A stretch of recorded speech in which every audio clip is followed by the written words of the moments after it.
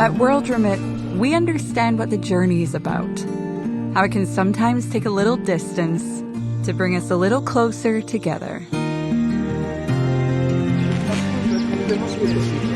With ways to save more when you send more, World Remit is here for you, so you can be there for them.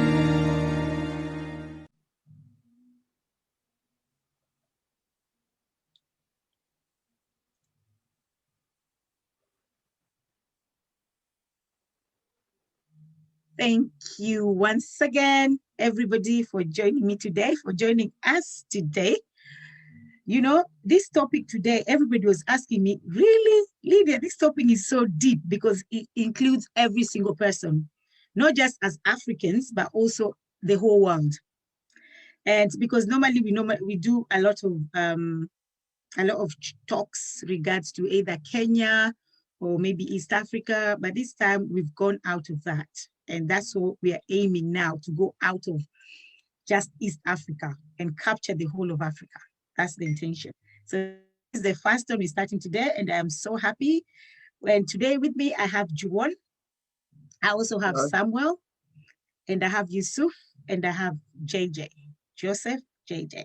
So I'm going to let these men introduce themselves, and then we'll take it from there. So I'll start with JJ, please. JJ, if you can introduce yourself, please. Thank you very much. Yes.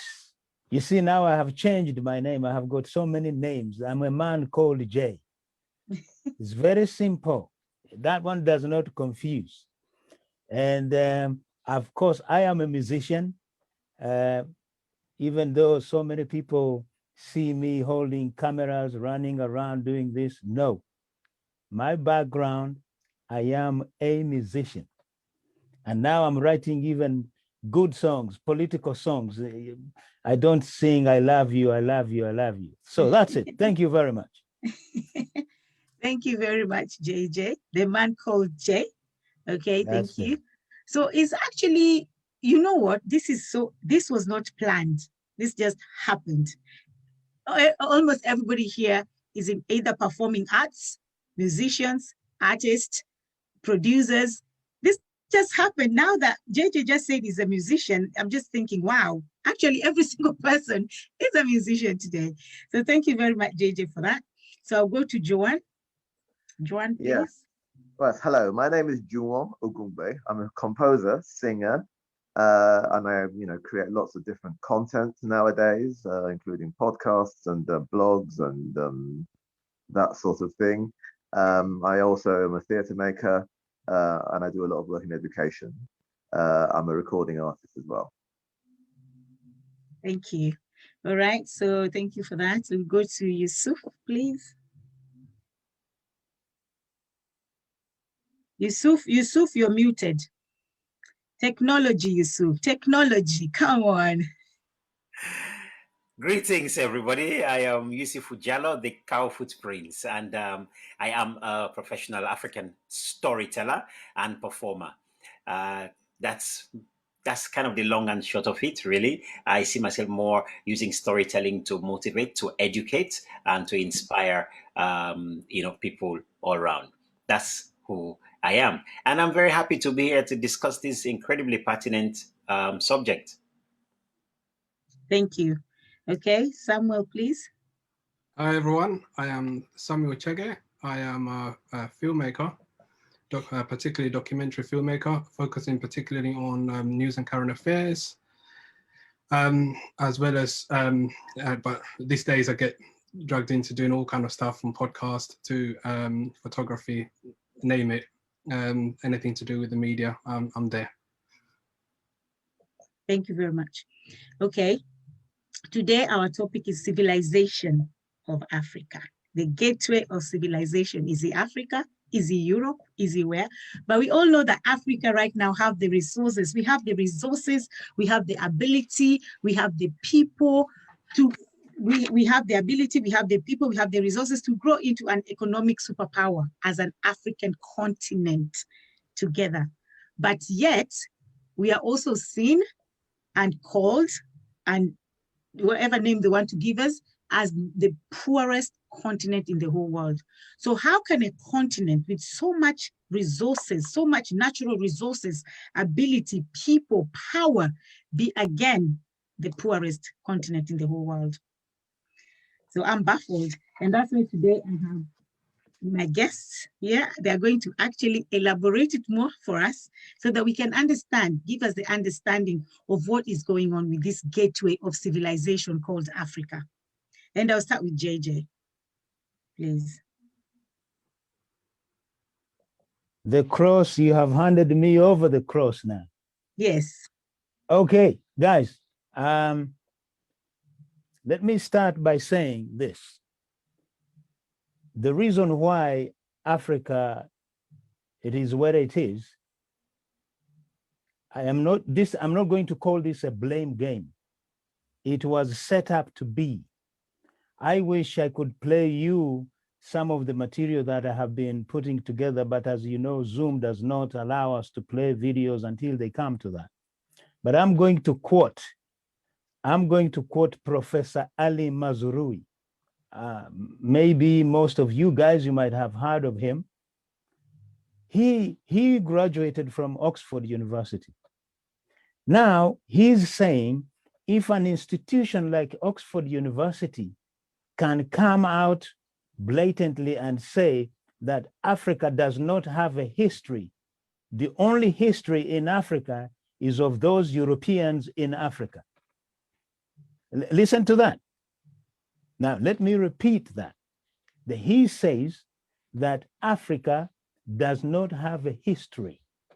The only history that there is, it is that of Europeans. And these are established institutions. And this is where all the brains go to study. That's where everybody, Oxford holds the biggest, it is just the highest university in the world. But if it can actually come up and make that statement, you know that then we are really in dangerous territories. And you have to remember, Africa, for 400 years, probably 200 years back, the propaganda to put down Africa intensified. You see, and also then another thing that where Africa is actually not doing well is the idea of not teaching African history in schools. Yeah. Not even in big institutions. I was listening to a podcast by a young writer from Nigeria. He was actually saying, for example, in Nigeria, they don't teach Nigerian history. So if our countries are not teaching African history, why do you think, where are we going? Let me just play you an example, because I have prepared this. I know I can put it at the back. Now I'm going to show you one example. This is one example, right? This guy is a Cameroonian artist based in North Wales. But every time he has an exhibition, people come to him and say, "Oh, Sam, you paint like Picasso." But Picasso was influenced by African painters, especially from Congo. Van Gogh was influenced by painters from Africa. Matisse, everybody, we can go on. So this is where you find that we are where we are at the moment. And also we are contributing to the idea of agreeing that Africa is poor. Africa has never been poor, and it will never be poor.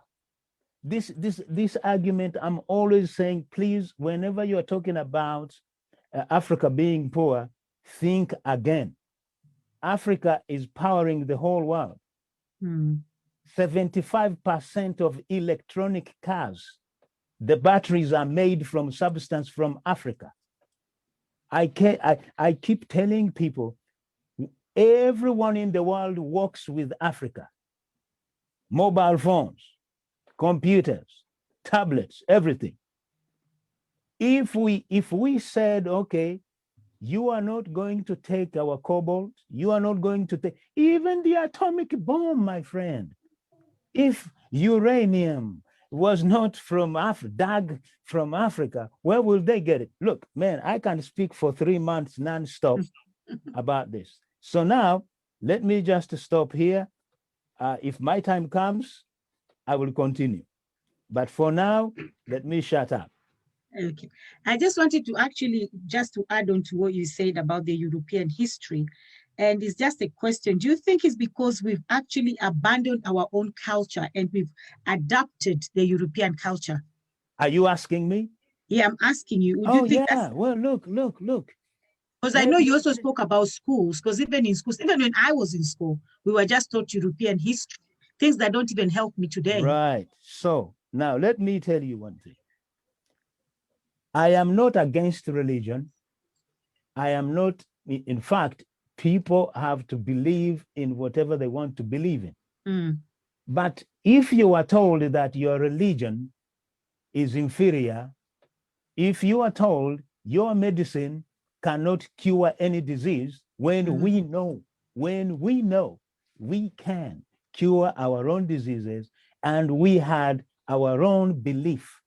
Some people, there is this religion called animism. You see, the African people, they had the understanding of God before anyone stepped into our continent. You have to ask this question: how did they know God? Because we have got names for God in Africa. Mm. So our culture is being taken over. Well, look, as I've said, if you want me to continue, I can. Let me now. Let me. No. Let me just tell you the last one.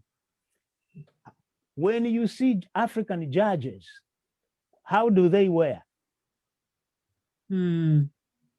African judges. We had our own judicial system. We didn't have to wear wigs. We didn't have to wear red robes. But all those things, they have been taken away from us. But the only thing that I can say, which has come out of Europe, is because they introduced the language. Now we can connect. I can connect with someone from Sierra Leone. I can connect with someone, but that is not really a priority, because in Africa itself, we could develop our own language like Swahili, which is spoken by over probably 200 million people. That is where we are. That we really need now to make a stand and say, well, look, let me see why. I was talking to Yusuf. Yusuf, when he comes on the stage and stuff, he comes in really well geared up. You see, this guy is an African. But if I come to your house, you don't even have a mask of an African. If I go to the kitchen, you don't even have anything that symbolizes Africa. Well, then let us not blame people, because we will always say, use white supremacy card. Listen, the white supremacy card, those things, I don't buy those things. You see, I know they are there, but I can say it is we. So say, for example, if you came to my house, you want to live into my house, and you don't like the colors of the walls, and you say, I want to paint them red, and I accept that. Are you scream to me, or what are you doing to me? Mm. Thank you. Thank you. Okay, thank you very much, JJ, for that contribution. So I'll go to Juan, please. Okay, yes. I made a few notes from the things that I heard you saying. Regarding the perception of Africa as being poor somehow. Africa is definitely rich in natural resources, as much as anywhere else. It's also rich in human resources. But then part of the problem might be the way that we utilize the resources we have. our own resources from within ourselves and the resources around us, you know, and so that links in some ways to history, education, and that sort of stuff. So now linking into something I heard one of you, either JJ or Lydia, say about Nigeria and teaching history. Now, that was not something that was always the case. There was a time when people did learn, certainly West African history. I mean, like when I went to secondary school in Nigeria, and I think the last maybe year of primary school, I was in Nigeria as well. In that time, I learned a lot about colonialism. I learned about various aspects of like Nigerian history. In secondary school, like maybe the first couple of years, we did like European history. After that, I did history till like certainly O level standard. And we did, I mean, in fact, Adu Boahen was the Ghanaian historian. It was his textbook that we read. So, I mean, I think it just depends. I think this idea that people are not engaging with aspects of African history it depends on the region, the country, the locality, and then also decisions that might have been made in the course of a nation's development. In Nigeria, there was a time when I think a particular military government decided that they wanted to stop teaching history in the way that they thought it was taught in schools before. And so you'll find that people of a certain age group, people younger than a certain age, tend to know less about the history than those that came before them. To give you an example, just to make it a bit personal, I was like touring with a film that was made in South Africa in 1926. I was playing piano with a silent movie and we were touring around the country.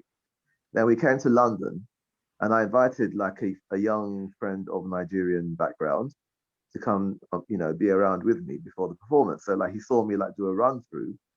And then he said, oh, how come there's a shovel that they're in these huts?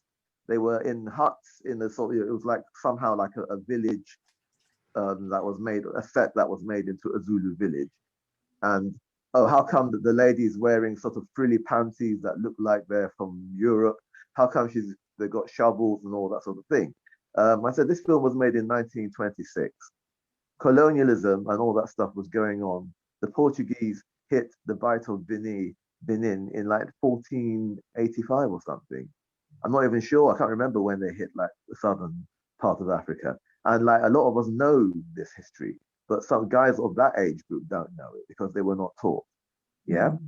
So where that now links into decisions, choices that African people make in running their countries, or the elite of the countries and all of that, is this problem of not really, it's a crisis of selection, I think, making the right choices in the right situations, and also sometimes about confidence, having enough confidence to believe in the wisdom of our forebears, because there are things that came from our forebears that are there, that are passed on to us, but we don't always trust them. We say, oh, they're it's somehow profane because we've embraced Christianity, we've embraced Islam, the Abrahamic religion.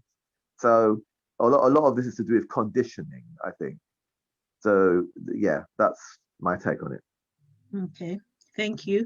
So like I'll just get what I get from you is we do have the resources in Africa. So Africa is a very rich continent, but because of weak financial institutions, political turmoil, inadequate infrastructures, and of course, personally is corruption being the main core, the main focus on in Africa. And that is why right now Africa is termed as the most poorest continent, that we only rely on help and grants to survive, but yet we do have the resources.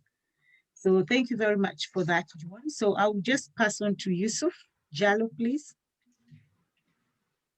Thank you so much. Really listening to the two brothers speak so much really, it's my whole body in Sierra Leone, or my whole body is just going giddy, giddy, giddy, giddy, giddy, giddy, giddy. You know, in other words, I'm just being filled with so much passion in listening to what you're saying. There's a saying that I always say is that the success or failure of every person, community, family, nation is entirely dependent on the narrative that you conceive, that you perceive, that you believe, that you accept, and eventually act upon. And this is where storytelling comes in, because when we look at all of us in here as artists here, we are all storytellers one way or the other. So storytelling becomes very, very important. So I want to start with a little story of two friends, very good friends. I mean, when I say they were close friends, one was called Bra Truth, and the other one was Bra Lie. Bra Truth and Bra Lie were good friends. And then one day, Bra Lie came to Bra Truth. He says, look, it's been a long time we have not been swimming. Let us go to the river and have a swim. And Bra Truth says, you're very correct. Let us go have a swim. You know, this has been quite a long time. Let us just go down to the river Niger and we can swim across there. And Bra Lie says, well, now I'm going to show you that I can swim faster than you. And Bra Truth says, Bra Lie, please leave us alone. I know I can swim faster than you. Well, let us go and prove it. But they went to the river Niger. They stood there. And then Bra Lie says, let us get ready. Let us take our clothes off. Let's go. But today, I am going to show you Pepe. And both of them took off their clothes. Bra Truth took off his clothes. Lie took off his clothes. On your marks, Bra Lie. As soon as they fire, Truth jumped into the water, swimming. Lie stood there, took the garment of Truth and put it on, and walked straight back into the village. When he got there, everybody saw Lie wearing Truth, and he said, hey, you are Truth now. Oh, welcome. Truth came out of the river. He looked around. He was literally butt naked, and he did not know what to do. So by the time he got to the village, everybody drove him out, says, look at you, you are so naked, get out of here. And of course, Truth was now sitting at the edge of the river, edge of the village next to the forest, cold and hungry, naked. As for Mr. Lie, Bra Lie was chilling. He was dancing all the latest Afro beats. Everybody was around with Mr. Lie and they're chilling. Until Mr. Parable was passing by and saw Truth sitting. Said, Truth, what's the matter? And Mr. Truth says, well, this is the issue. So Parable took Truth in, fed Truth, and then dressed Truth with his story. And as he dressed Truth with his story, Truth went back out. And this time, people welcomed Truth in because they saw him dressed in story. If there's anything that has been done to the African continent that has led us to where we are, it has been the distortion of truth, the distortion of the story, the narrative that we have accepted and practiced today. So for me, checking out history, our history, there's no compromising to it for me as far as I'm concerned.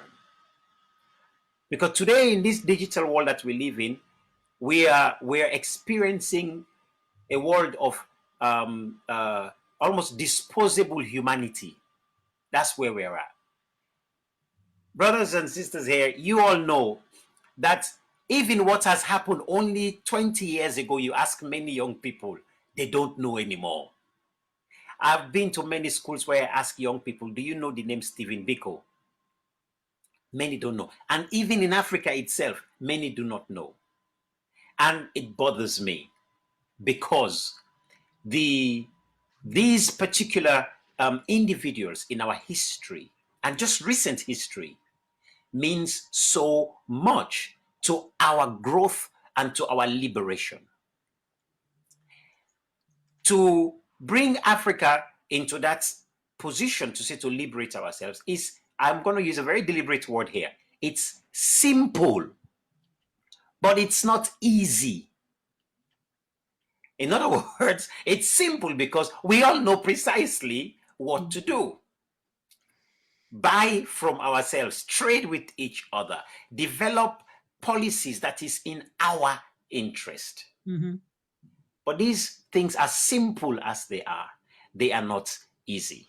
Mm-hmm. I heard the late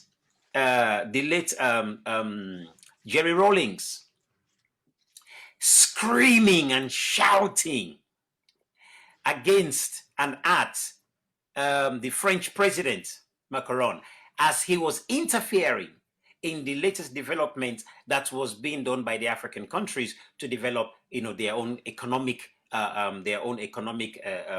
paradigm with their own currency and so on. And I heard this man screaming, telling Macron to get his fingers off these African countries because he understood that they are coming again to introduce their own narrative and to distort whatever it is that we want to do to develop our continent and our people.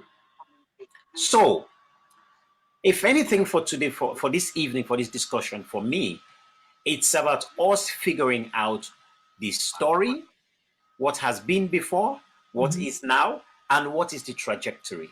Storytelling allows us the privilege of being at a bird's eye view. And with a bird's eye view, we are able to look at the map and we can see the beginning, the middle, and the end of this journey. And also it allows us the power to choose the route we are going to use to get to our final destination. Are you going to go through the forest or the motorway or the A route or the B route? Storytelling allows that. So this kind of discussion that we're having here, hopefully should allow people to have that bird's eye view so that we make the right choices and make the right decisions to get to where we want to get to in terms of civilization. But I want to add one more thing just before I stop now. We must think of this Sankofa. It's a reason why our ancestors gave us that symbol. That you look back to know why you are where you are. And then you can decide how you want to move in the future. If there's anything that has been done to us, like I said, is that our knowledge of ourselves have been systematically denied to us in a variety of ways. And I call that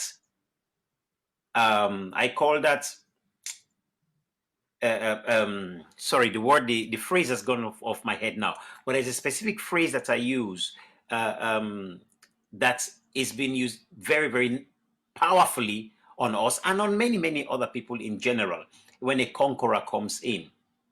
Ideological subversion, that's the phrase I want to use. Ideological subversion. And what's that? Ideological subversion is where your perception of your reality is so warped, it's so lopsided that you lack the ability to defend the interest of yourself, your family, your community, and your country. And I'll stop it there for now. Later on, maybe I can break it down to see the steps and how all of that is done. Thank you so much, Yusuf. I like the fact when you say that we have to, is what you believe, what you do, because it has to sink into your subconscious for you to now live with it. Because if it's inside your subconscious, if you wake up, that's what you think of. If you go to sleep, that's what you think of. And it's about accepting our narrative, but we've We don't accept our narratives anymore. We've been told a different story, like the truth and lie. We've been told a different story and we have believed the different story. But I know you also spoke about beginning, the middle, and the end. I think we all know how the beginning was. And right now, this is the middle we are going through, the crisis right now, with the crisis we're going through right now. But we need to work on the end. How is our end going to But Lydia, we got to ask, what is the beginning? Mm. You see what I'm saying? To say we all know the beginning, then that means we are more or less talking about where, if I may write here now before I take this, we probably say it's the beginning when slavery started, when the colonialists come. If we begin at then, in what Brother Joseph, is just saying, is then it's like we had no history until the European came. So Yes. I have chosen. I remember I did a project about 3-4 years ago when I said I'm going to go. Where did it all begin? That was the question I asked myself. Yeah. Where did it all start? So what I did, I went all the way to Egypt. A good friend of mine literally sponsored me to help me to go to Egypt on this project. And I spent some time there just checking where did it all begin. And I came to one conclusion. If Africans are to go on any pilgrimage, they have to go to Egypt and South Sudan. So we have then we are beginning to talk of some kind of beginning. So we have to apply the Sankofa in our lives. Go back and fetch it. Absolutely. we cannot ignore that. That was long before Europeans even understood what civilization was.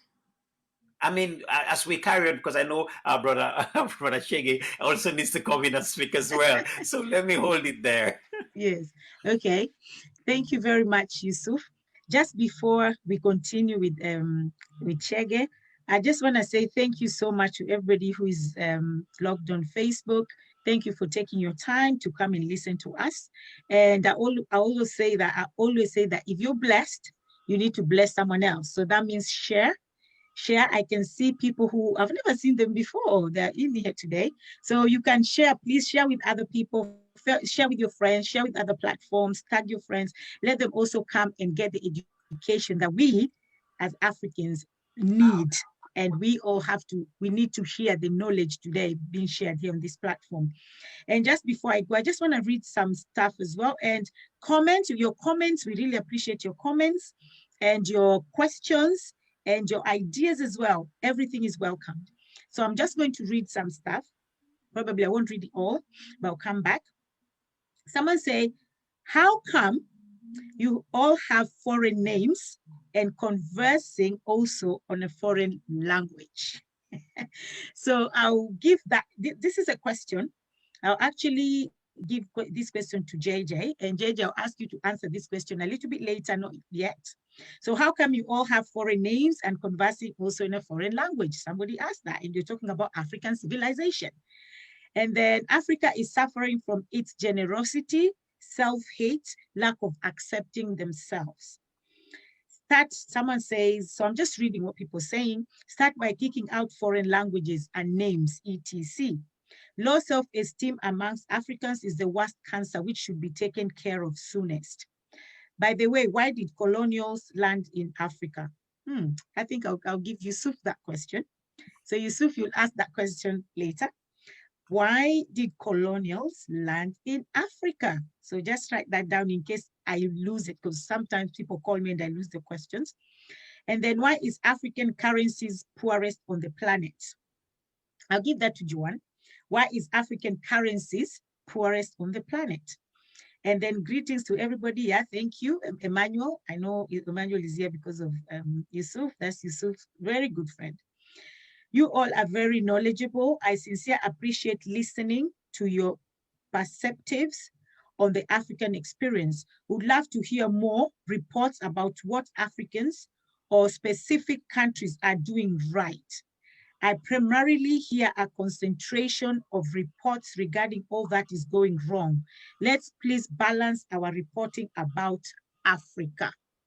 That's what somebody feels like. I love your storytelling. Well done. Wow, great storytelling. Cow footprints. Storytelling using African lecturer in an African language is good, in which in which every African language we are in Africa have a diverse language.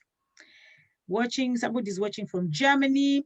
Someone said, okay, Steve Biko was a freedom fighter. Unfortunately, he was assassinated in 1977.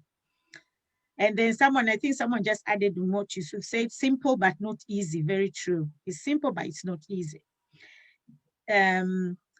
Truth dressed in her own story. Yeah, dressed in her own story. My respects the late Jerry Rawlings. That was the Ghanaian president, if I can remember.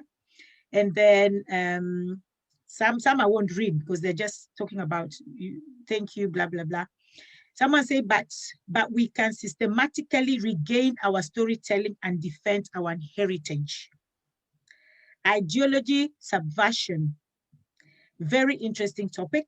If Mugabe died, still hiding properties in abroad, who can we trust? So I'll leave it there for now. I'll go back again because we still have things to read. Because I always want the people on Facebook to feel like they are part of us. And that's why I read every single thing that people write so that they can feel that they're part of us and we are not ignoring them. So thank you very much again, all our viewers on Facebook. We really, really appreciate you. So thank you. So now I'll go to Chege, please, before we can go to questions and answer them. Now, you've all covered in great detail some of the things I wanted to cover, but one of the things I wanted to really look at is I really like the idea of storytelling. And I was reminded back to when I was at university and I learned something about semiotics, which is about ways of seeing signs and meanings. And I'm just gonna kind of go on a slightly wider scale and then come back in on where I'm going. So we all grew up being told anything that's flat and has 4 legs is a table. And if it has a back, is a chair. And so naturally we don't question that item could have been called a chair or it could have been called a sofa, but we accept that it's called a table. Now, where am I going with this? So some of the things that we have become as Africans is because we just accepted what we were told without questioning where it came from. And it's great to hear great legends talking about looking back and going to see where we actually came from and who we were, because many of us have lost this. And I wanted to quote a theorist called Carter G. Woodson. Don't know if many of you might know him or not. He's an African-American theorist who wrote a book on miseducation of the Negroes. And he focuses on particularly on how one of the quotes I wanted to bring up was the miseducation of the Negro. The only way, so if you teach someone that they belong at the back of the bus, even if there isn't a back of the bus, they'll find one for themselves. And the means makes it necessary. And so what's happened with us is that we've been told for many years, this is who we are. This is who we are. And we've accepted this is who we are. And corruption has become one of the things that we talk about and say, look, there's corruption in Africa. Yes, there's corruption everywhere, but that's not looked at. There's corruption in Africa. Why is there corruption in Africa? Because corruption in Africa enables those who need corruption in Africa to succeed. And so until when we relearn what we were taught and start to question, why is a table called a table? Why can't it be called a chair? That's when our civilization will start. And I think it's already started. You know, somebody quoted one of the Ghanaian presidents challenging the French government. You know, that's an enlightenment. You know, and I think that's the age that we are at now. That makes us a lot more powerful than we've ever been, because so far all we've heard is that Africa is poor. Africa has nothing to offer. Where actually the perpetrators know the value of Africa, but we ourselves don't know the value of Africa, because we have been told nothing good comes out of Africa, because that makes it necessary for them to be able to do what they need to do. And it means that we'll forever, you know, we talk about, I saw the quote about the confidence, they're us loving ourselves. How can you love yourself if you don't even know yourself? Mm. And I'll leave it there for now. Yeah, and thank you. Thank you. Yeah, just value of Africa. Nothing good comes out of Africa. And yes, that is what we've been taught. And like Yusuf said as well, if it sinks in your subconscious that, oh, nothing good comes out, that's all we think. We have things like gold. We have South Africa, Ghana, Tanzania, Mali, Burkina Faso, Zimbabwe, Guinea, Ethiopia, Cote d'Ivoire. All these countries, they produce gold. We have oil, Nigeria, Angola, Algeria. We have flowers, Kenya, Zimbabwe, South Africa, Uganda, Tanzania. We have fruits. We have diamond, Botswana, Angola. We have rubber, Guinea, Angola. We have almost every country in Africa produces something. But yet, the people in that country themselves cannot even afford what they produce in their own country. And yet that is why they say, if we don't value ourselves, just like Samuel said, if we are told that nothing good comes out of Africa, this gold will be coming out from my garden and I will not even value it because I see it as it's not good. So I'll call somebody, a white person who told me it's not good, and say, look, something that is not good is growing in my garden. Come and take it because it's not good, because that's what we've been taught. So that is why we need to change our story. So how do we start changing the story? We start changing the story from within you. Because even when Yusuf is doing drums, he's doing storytelling. He plays the drums because he knows the language of that story. That's why he plays the drums. And if he wants someone else to play the drums for him when he's telling the story, he has to tell that person the story. Because you wouldn't know when he's going to do ba, or boo, or ba, ta. He's the one who knows how he tells his own story. Anyway, like I always say, I'm just a facilitator. So before I go to the questions that we asked, I'll say thank you very much, everybody, again, for tuning in. And we have so many questions, but I think I'll just answer the ones that we asked before first. So I'll start with JJ, please. Unmute yourself, JJ, please. Yeah. So the question was about foreign names, all right? Yes, and language as well. Look, you see, this is where I need people to think. You know, when I open my mouth to say things right now, or anytime, because we have been diverted, all our thoughts are totally different. Okay, you might say Adamson is a foreign name. Yeah, but okay, so if I ask this question, where did we all come from? According to the Bible, where did we come from?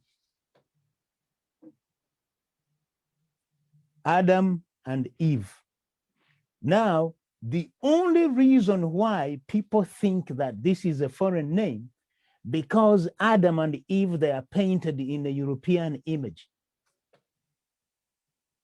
Adam and Eve, if you look carefully at the borders of Gardens of Eden, where is the Garden of Eden? So that is the question I just want to say. If, you see, let me tell you one thing. Europeans, they have done something to defend their own interest. Michelangelo painted Jesus Christ in a European image. So now, if you argue and say, well, look, you know what? Jesus Christ was not born in Nazareth. Christians, they will even hate you. I'm talking about these Africans now. They will say, no, Jesus Christ cannot be a black person. Yes, It has been scientifically proven that Jesus Christ did not look like what he looks like in the painting of Michelangelo. So that is how I want to answer that. And if I call myself Adamson, my friend, I am the grandson. All of us, you are the granddaughter of Eve. Everybody here, we are the grandchildren of those two people. So that one, it doesn't even bother me whether I have got a foreign name or a language. The language,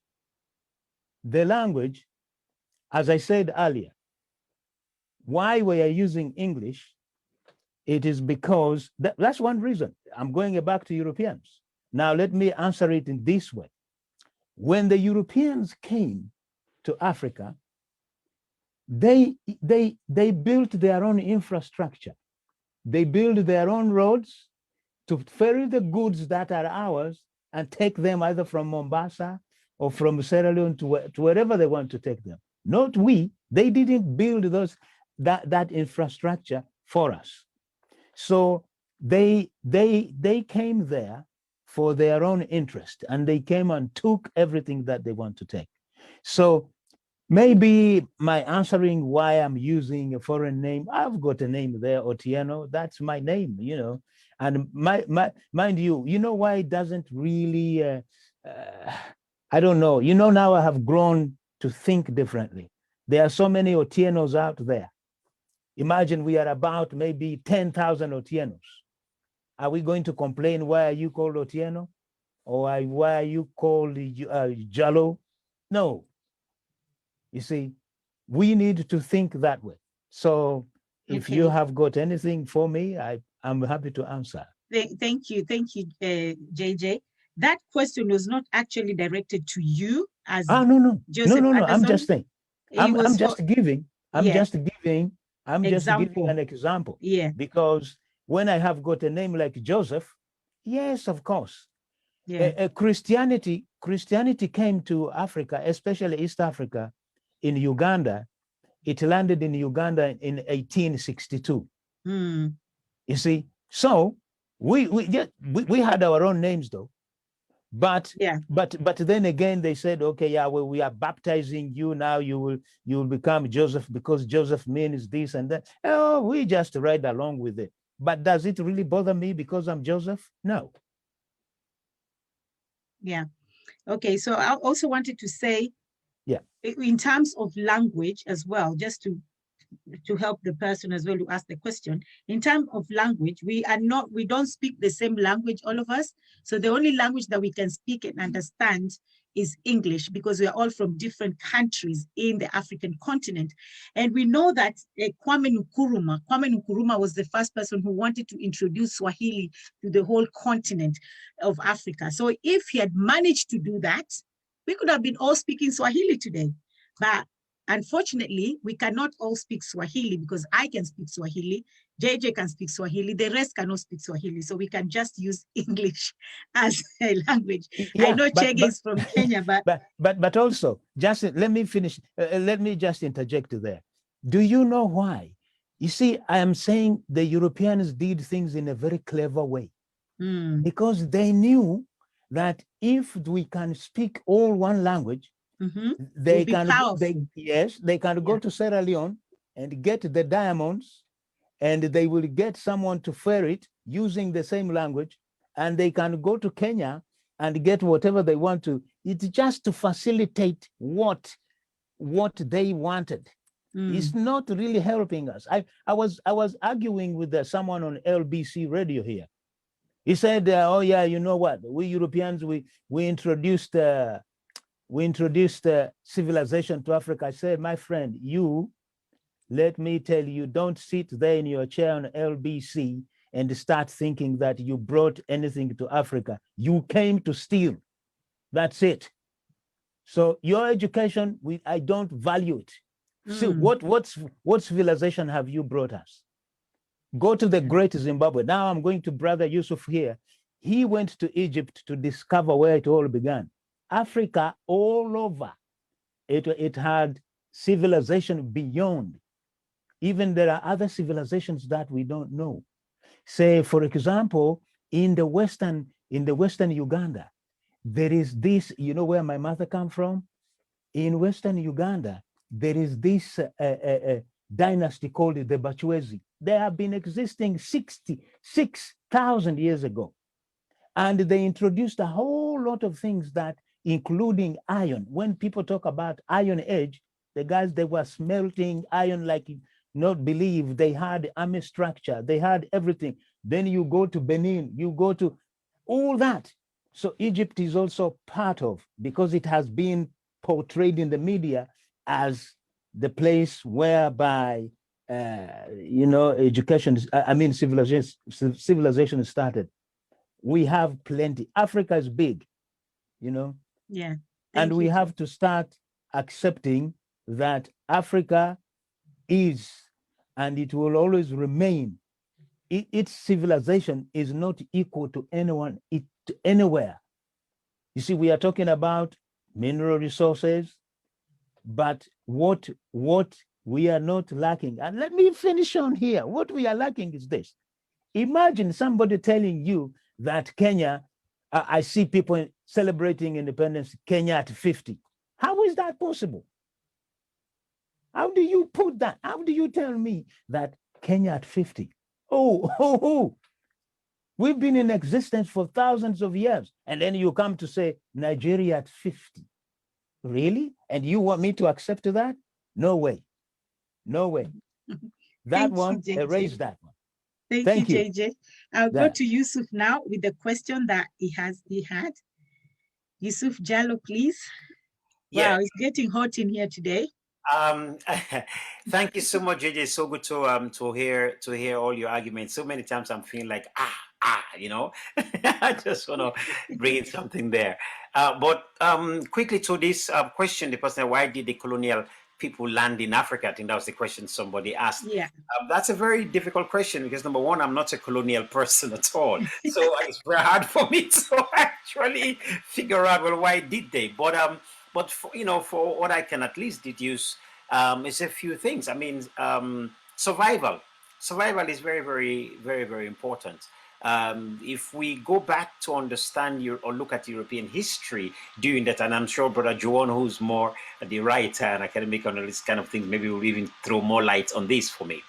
But if all we got to do is go back and look at the European society way back in the, as early as we could possibly take it, and then we begin to see that their cultural background, which is and very much shaped as well by the environment within which Europeans lived, dictates that you are going to have to work every single moment for your practical survival.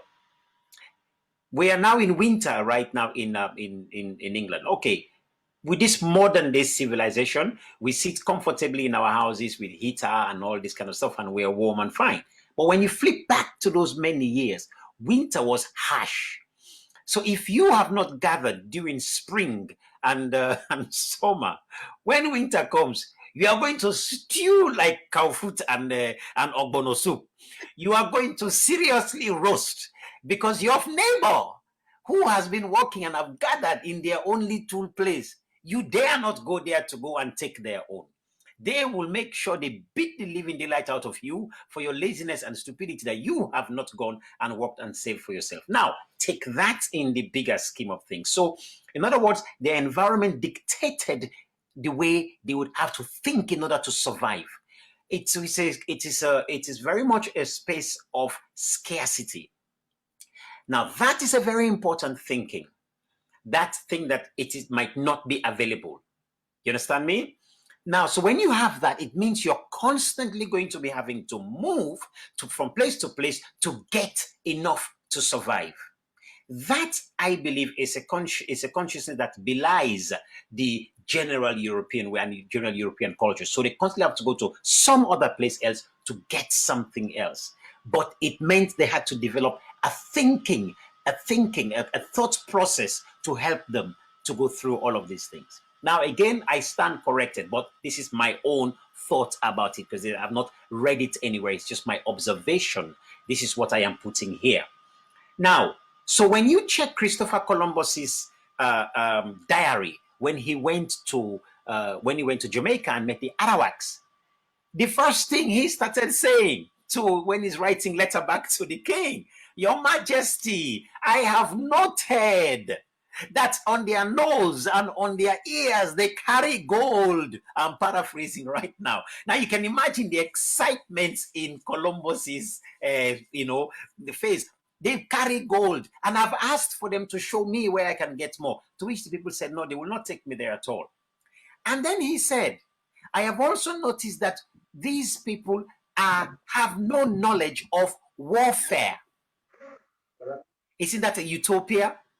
But the European way is been fighting. It's about going places and colonizing and taking people's stuffs and so on. It's fighting all the time. Check the Vikings. Check everyone you dare to check. It's that very much a part of the cultural way of looking at things. Then going to South America and then seeing that gold. Christopher Columbus designed and says, with but 50 men, we could subdue these people and get them to do whatever we want them to do.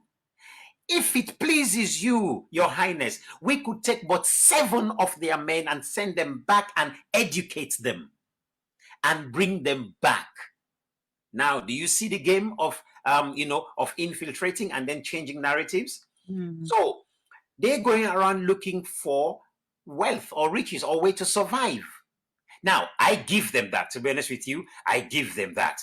Because for these people to jump in boats and ships and travel all these distances to go and fight and sacrifice, many of them died in ships and God knows what else they went through. Why? They went through because they've got to make sure they survive. Now, let us come now to Africa.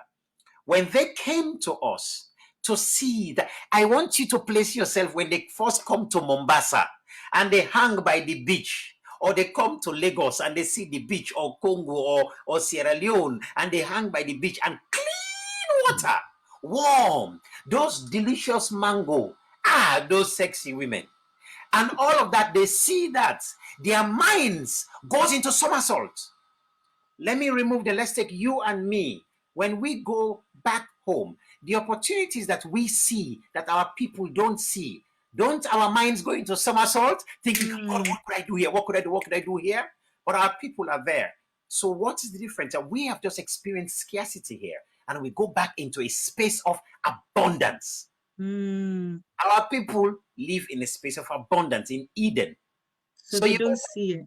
Do you want yam? Hey, Oga, please go back and bring some yam. Hey, you want potato? Go and bring it. It's there. So when we are shaking hands with whether it's the Europeans or the Chinese and so on, most times we do not understand what has been driving them to come to us. Scarcity. And we have abundance. And if anything, when we're talking of a narrative, it's also understanding that abundance and understanding how we value it. Now, can I add one more thing here? I want to add here about lenses. Now, as a playwright, Brother Juwon, you please correct me on this one, but as a playwright, you put your head in the angles of each character and how they are seen, everybody. Sometimes they are seeing something and the other character is not even seeing it the way they're seeing it. So either conflicts happen or whatsoever. So what has happened, I believe, with us is when they have come to us, and again, not just the Europeans, it's been the Arabs, it's been all these other people who have come. They have made sure that we look at the same building only from their door, from their own standpoint, to enter the building from their standpoint. We've been removed from our standpoint, but it gets even better. Not only to enter from their standpoint, but to enter using their lens from, their own lens from their standpoint. Now comes the wahala. And that lens does not fit our eyes. Yeah. So now we are falling down, we are butting our heads on the walls, we are trying to climb here, we're crashing here, because we're trying to enter through the lens of someone else's. And the problem now we are facing is, are we going to take our own lens and stand from our own standpoint?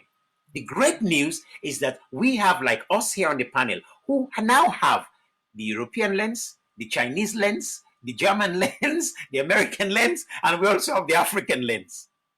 So in other words, we're at a position where we have so much advantage that when we go back, we should now be able to know. If we take the yam, we should know now, register the nutritional value of the yam. It's the European kind of lens. They would take it, scatter it all apart, and say, this is what is good for, that's what it. We've not necessarily doing that. We just understood it's good. You see what I'm saying? Yeah. So this is the advantage we have. And I think we can take this advantage and improve our own people back in Africa. That will in turn improve the world. As a storyteller, when I started storytelling, most people thought I'm just a joke. You know the way you want to be an actor in Africa. They say, you have just signed your signature. You're a failure. Right. Now, but I struggled with my subliminal message that the only sense of grandeur is from without rather from within myself. It's only when I go to America I realize, hey, my bata drum is valuable, my ronco is valuable, and it took me years to, here's the thing, accept that, even though I knew it. But to accept is a very different level altogether. When I accepted the value of my storytelling, that's when I knew. With my story, you can put me in the middle of brain surgeons and you name them. I can do my storytelling to work with them. You can put me in any position. Now the world revolves around me. So what we're now talking about here is for us to be able to stand in our position, for the world to revolve around us, not because of ego, not because of anything, but that we know what we can contribute to the world, and we understand why the Europeans have been coming for survival. Well, we too, we have to survive. Thank you very much, Yusuf. That was powerful. And also I wanted to add on as well, because even those days before they came, we had, and I know this is now a topic of, this is a different topic, but we had men who are married to more than 2 or 3 wives, and the wives were treating them like kings. I mean, these people have never seen men being treated like this. And then we also have the men who are treating their women as queens, even though they had more than 2 or 3 women, but they were treating them as queens. We had a community, a togetherness in a community. Our community was together. Right now, we are fighting amongst ourselves. But then the community was together. So all these things, I would say, and the richness of the land as well. Our land was rich. So all these things are things that they saw, and probably these are things that entice them to come to Africa as well. So thank you so much for that. Now I'll go to Joanne as well. You had a question before, and before Joanne, actually, let me say thank you again to everybody on Facebook. All the people on Facebook, thank you for taking your time to come and listen to us. So just like there's so much knowledge and information today being passed, please share with everybody else, share, like, and comment. We like your comments and we like your questions. So I'm just going to read a few more, Joanne, before I come to you. And there are still, someone said there are good things from Africa. The problem we have as Africans, we undervalue ourselves and don't give ourselves credit. Someone said it's all about growth mindset and our paradigm level that need to shift before change take place in our nation. Very, very true. That is very true, Otieno, JJ. And they are still building for their own interest up to date because we've left them to do so. I've never come across a foreigner holding an African name, so things need to change. What's the hang up with languages? Even when the colonials all have different languages, we need to focus on the bigger picture, and language isn't one. Swahili, Yoruba, Zulu, Ndembele, Shona, etc. We have great diversity in Africa. They wrote the Bible quoting that my people are suffering due to lack of knowledge and wisdom, simple Africans. The man taking has some powerful points. The man talking, I don't know who was talking at that time, but someone said, oh, JJ. Someone responded, this JJ. Okay. Dunyoro Kitara Kingdom. Okay, Bunyore Kitala Kingdom was established in early 14th century. Later on, 1894 to 1899, Obukama Kabalenga resisted colonialism after the British shot Omukama Kabalenga in the arm. They captured him and exiled him to the Seychelles Island for 24 years. We were being taught that so and so discovered this and that. And I was like, does it mean our forefathers didn't even see this stuff before? Okay, that was a good one. Someone say I can't hear anything. Oh, okay. If you can't hear anything, I think it's your setting. The first cesarean section was carried out by a Bunyore doctor. The original equipment is held in Pitt Rivers Museum in the UK. Wow, I didn't even know that. That's powerful. I didn't even know that. So thank you very much, Daisy, for that information. I'll write it down. And then someone said they did the same to one of the Ashanti kings in Ghana, shot him in the hand and captured him. The same thing they did to Indians in America. As we speak, African leaders are kicking out indigenous people only to work with China, as if we don't have engineers. Great work. Great thumbs up for Mr. Jallo. I don't know what Jallo was saying at that time.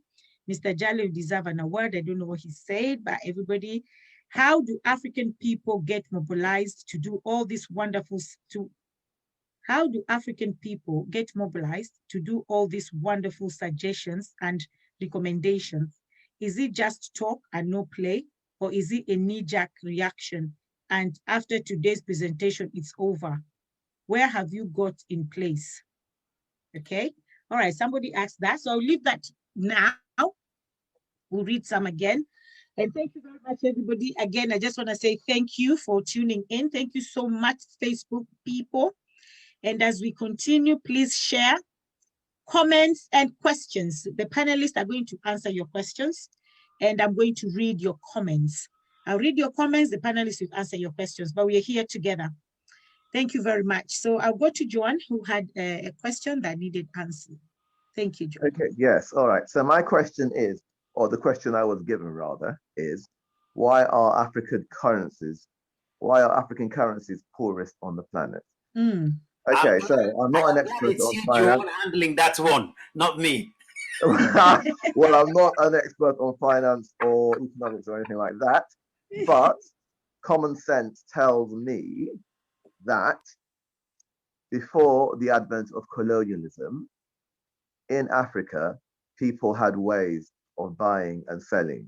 And it wasn't just things like trade by barter. I know that in West Africa, certainly people use cowrie shells, for example. You know, a certain number of cowrie shells could buy a particular product or service or whatever it was. But the modern, or let's say the currencies we have today are currencies that were brought along with colonialism. And so the financial models that these were part of were brought in to exploit both the human and natural resources of Africa and, you know, and our people. So that's one side of it. But even so, after colonialism or post-colonialism or in the neo-colonial era, whatever you may want to call it, in that time, certain African currencies were really kind of buoyant and strong. Like when I first went to Nigeria, it was about 1970, the first time I went there. At that time, the currency was still pounds, shillings, and pence. Within a couple of years, it had changed to Naira and Kobo. So the Naira was introduced in the early 1970s in Nigeria. I can say that in the early 80s, like 2 Naira, or let's say a Naira was about almost a whole pound, British pound in value. It was around 1984 that there was like some kind of problem in the system, like mismanagement from government you can say. So there's mismanagement from African governments, but those people are in sort of collusion with people from elsewhere that create situations, sometimes due to corruption, sometimes just due to bungling mismanagement, that then creates a situation where currencies become devalued. So, for example, in a country like Zimbabwe, where, I mean, I went to Zimbabwe about four times between 2011 and 2012. And when I visited for the first time already, the Zimbabwean dollar was defunct. It was not being used at all. People either use South African rand or they used the American dollar to buy things, to buy and sell. The central bank didn't seem to be, it was a beautiful building, but I don't know what was going on there. You know, a lot of that was because like Zimbabwe became a pariah state to, the powers that did not approve of Robert Mugabe and his government. But then there were other reasons too, mismanagement within the country. So I would say that a lot of the African currency problems have come, certainly in the modern age, have come as a result of mismanagement, corruption, and things from our ruling elites in the African countries who have done that in collusion with people from elsewhere. But that, yes, because as I say, the Naira at one point was almost equivalent to a pound sterling. And that was only about, 30, 40 years ago. So yeah, that's what I have to say about that. Can I add there, please, Brother Joel?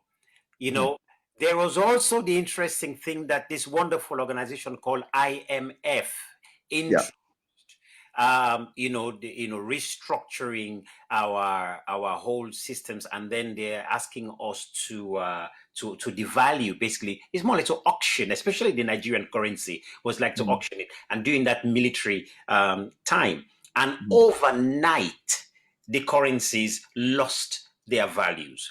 This is very important because when we are being asked to restructure our economies, they're asking us to remove subsidies on particular type of crops. So what we eventually were left with is we were now spending much more than we were actually selling. Now, sorry, can I just interject there for a minute to say, let's just say what the IMF stands for, the International Monetary Fund. Yeah.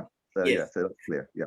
Thank you very much. Yes, because and then we got to understand again, their thing is to look after the European interests first. That one, unequivocally, that is very important for them to look after the interest of making sure Europe stays the way it is.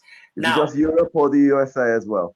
Of course. You know what I mean? Let's say of that, that axis, basically. Whatever you want to call that axis. Yes. That's correct. Okay. That's correct. And we have to understand this. Bankers are not there to make you and I rich. They are there to make a certain elite or certain clique of people rich. That is a given.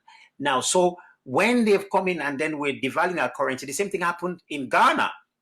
The same thing happened in Sierra Leone and in many African countries. The other thing as well we have to consider is that the French West African countries, they also have another deal because they are practically owned by France and their currency, is tagged there. Hold on though, that's meant to have changed only recently, isn't it? Because they were meant to pay a stipend to France every year. Every ex-colony of France in Africa was supposed to pay a certain amount of money to France to contribute to France's revenue every year. And I think it was only towards the end of last year that they said that somehow that was being changed, that rule was being changed. Whether it actually come into effect or not, this is exactly the point that Jerry Rawlings and them were trying to bring forward when Macron was trying to interfere with the Ivory Coast president. Now, and this is the thing, because we cannot, when we're looking at Africa, many people tend to say, well, we blame Europeans. Well, I don't think it's about blaming, but it's about saying, look, this is exactly what's going on. This is what's happening. And we have got to, of course, put plans together. Now, then I will bring to the front here Dr. Arikana. Dr. Arikana, if anybody have not heard of Dr. Arikana before, please go and check who she is. She has put together an organization called the ADDI, okay, African Diaspora Development Institute, some I think of that. But he's put this together for African people, African American people, Africans in the diaspora, for us to come together, bring our expertise together so that we can lobby, if you like, the African governments that if they're going to give a contract to build a bridge or something, at least they should give us that privilege of us, the African people, to have. Can I jump in just for 2 seconds? Yeah, just interject. Yes, JJ. You see, the question was, why is African currency so poor, or it has no value? Okay, let us look at it this way. Where is the headquarters of IMF? Where is the headquarters of United Nations? Where is the headquarters of everything that is controlling, whether it is World Health Organization? We in Africa, we do not have a center, say for example, for banking. You see, we can't command. People have to realize that when Europeans left Africa 60 years ago, they left us with nothing. We might think that our colonialism is gone, but now they are colonizing us in so many ways. $1, can you imagine? Even African countries do not even have the muscle to say, no, we will trade in our own currencies, no matter how the value down it is.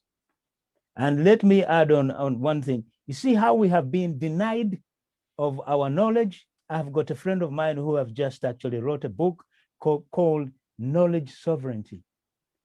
He's talking about what we know. He's talking about how we traded. He's talking about how our medicine is powerful.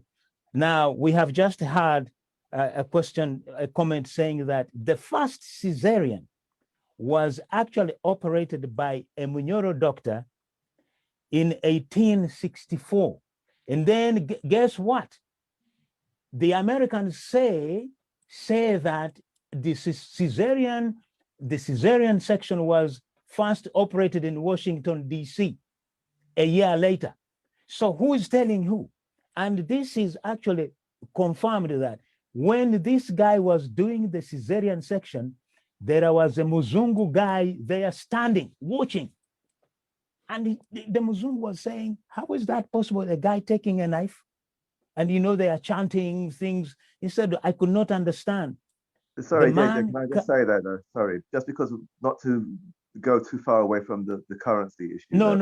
The reason why I'm saying this, how we have been denied everything that we are talking about. Our currencies are poor because of control.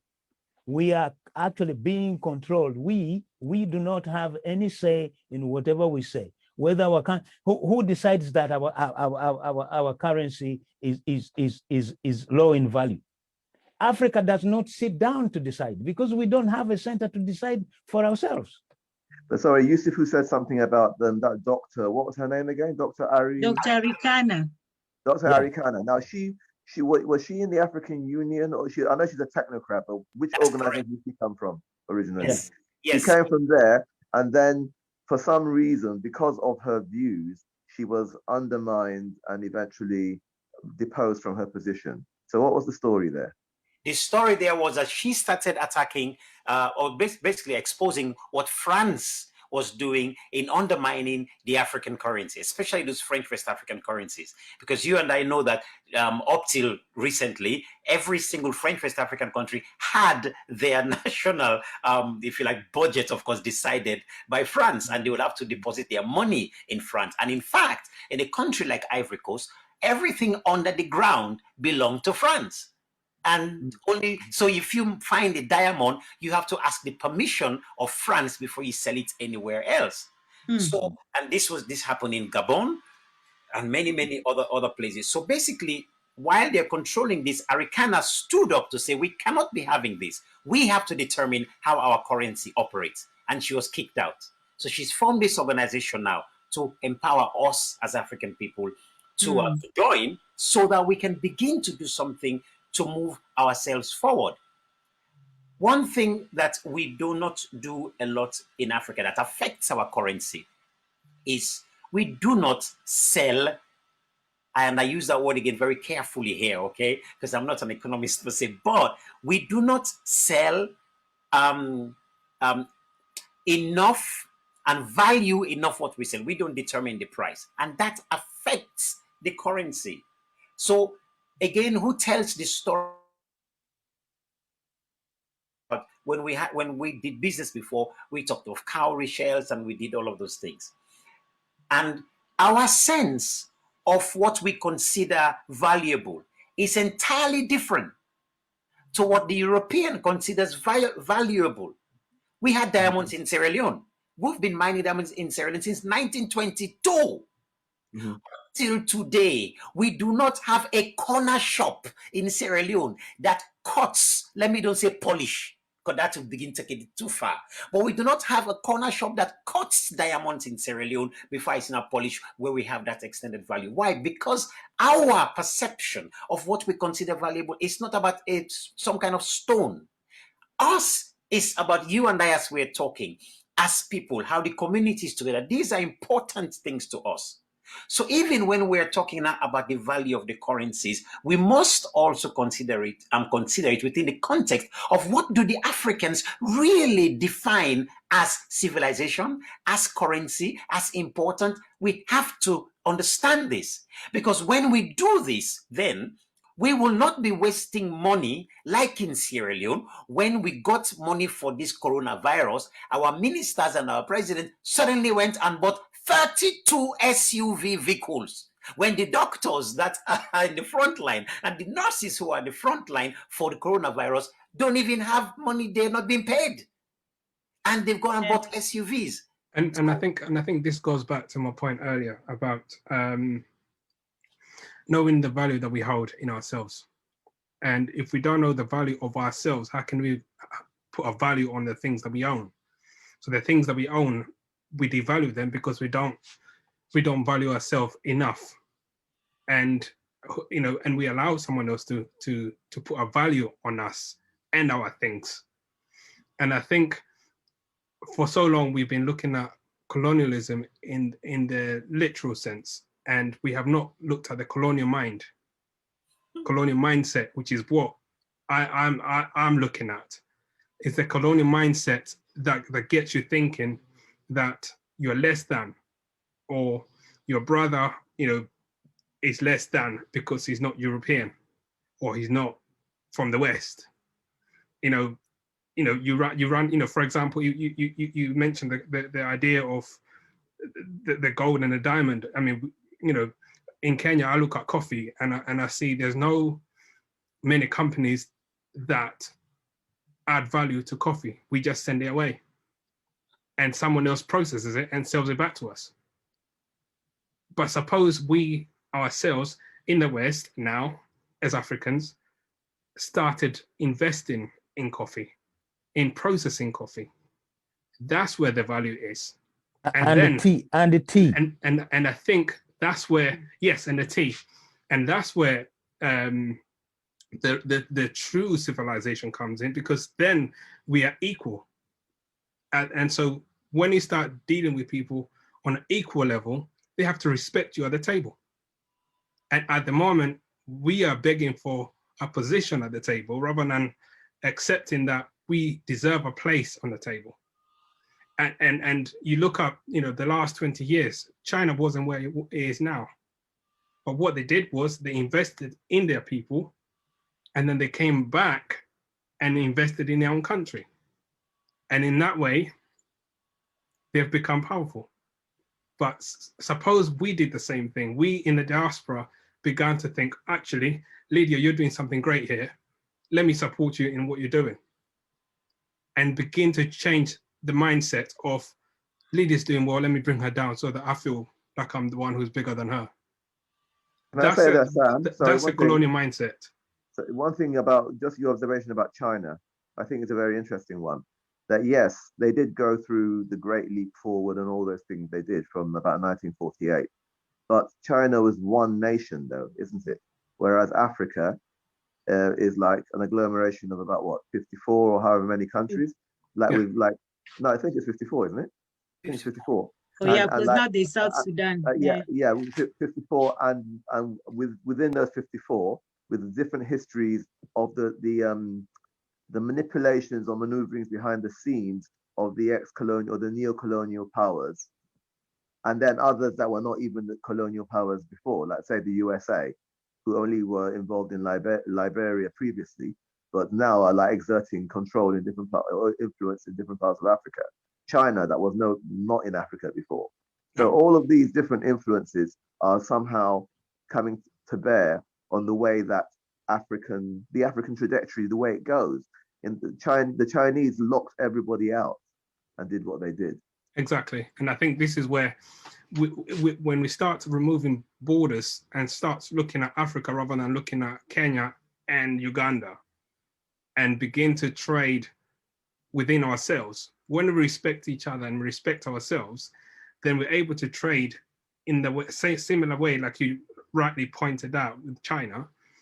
We're able to trade with each other, and then the West will feel actually we can respect them, and we can come and we want to be a part of it. And I use an example. I mean, we are all in the some kind of communication. For example, you look at Nollywood and you look at Bollywood, and I've always been inspired by those two entities, because I've worked for the broadcast companies in the UK, but my mindset is only of recently that's begun to kind of think, okay, actually, there's something interesting about Nollywood and Bollywood, because Hollywood went to Bollywood and Nollywood, not the other way around. And it's because Nollywood understood the value of what they have. That's why they're on Netflix as Nollywood. That's why Bollywood is on Netflix on the other platforms. Why? Because they understood the value of what they had to bring, they had to offer. But Chege, let me just, it's very good now you are saying this. Nollywood, and I really congratulate the Nigerians. It is one country on the continent of Africa who understand who they are. You know, when you go to their party, they will be dressed in Nigerian dresses. When you go to their party, they will be playing their own music. Now let us come back to Nollywood, as you have said. They have been on this journey for a long time. So if they're on Netflix, it is not that it happened the other day. When I was working for Passion TV, we used to showcase Nollywood films a lot. But one thing that I want to add, please, if I'm going to say this, don't misunderstand me. We are lacking trust. It looks like we do not trust each other. And also, the leaders that we have, whether it could be Kenyan leaders in the embassies and stuff like this, they do not have the thinking of unifying people. It is only Africans who do not have a museum here in London. You can't go and find a place where you go and listen to African music, watch African cinema. No, but you can go to the Korean Center and see everything Korean. So look at us where we are here. What is actually stopping us? Because now we understand all this technology. Why can't we? We used to have them before, though. To an extent. No. Just 1 minute. Just 1 minute. Why can't we come together and solve the problem of, say, for example, we want to have our own network. Let us broadcast ourselves. Because I can see everybody is fragmented. If you switch on now, you will find that there are about 100 people on Zoom. Yes, that is acceptable. But why can't we say, let us have at least one network that will do amazing things which will corroborate with the people in Africa and stuff like that, like Arabs do. You see, Arabs here, they have got 6 channels. They are broadcasting worldwide. We are not yet to do it. We have got filmmakers. We have got people to create content. We have got presenters. We have got thinkers. But do you really think we can do it? I believe. Can I come in there for a minute, please? There's something about what you're saying there, an interesting question, and that I think it links to the original question that Lydia set for us all before we had this conversation at all, which was about being a gateway to civilization. And I think that word civilization in itself, what it might mean, and how we can find what we share in common with each other is the common ground that we share that's going to help us to build the things that you're talking about. You know, Brother John, thank you. This is such a great point there that you raised there, because when we look at is as the gateway to civilization, we inevitably are going to ask that question: what is civilization? As African people, what do we consider civilization? Is it the buildings? Is it is it having the cars? Is it having, what is civilization? Now, when I checked the meaning of civilization, it's had everything about structures and societies and the leadership and institutions. Never did I see a word on humanity or compassion. It has nothing to do with it. Now, but when I look at the African society, whichever way it is, one thing we will find common to us: compassion, humanity. And I believe there's one thing that Africa is going to teach the world is humanism. Just being human, if there's anything. If we even break the word, and again, I'm not a linguist here, but when I think of the word human, hue, color, man, of spirit, colorful spirit, that's who we are as African people. Colorful spirit.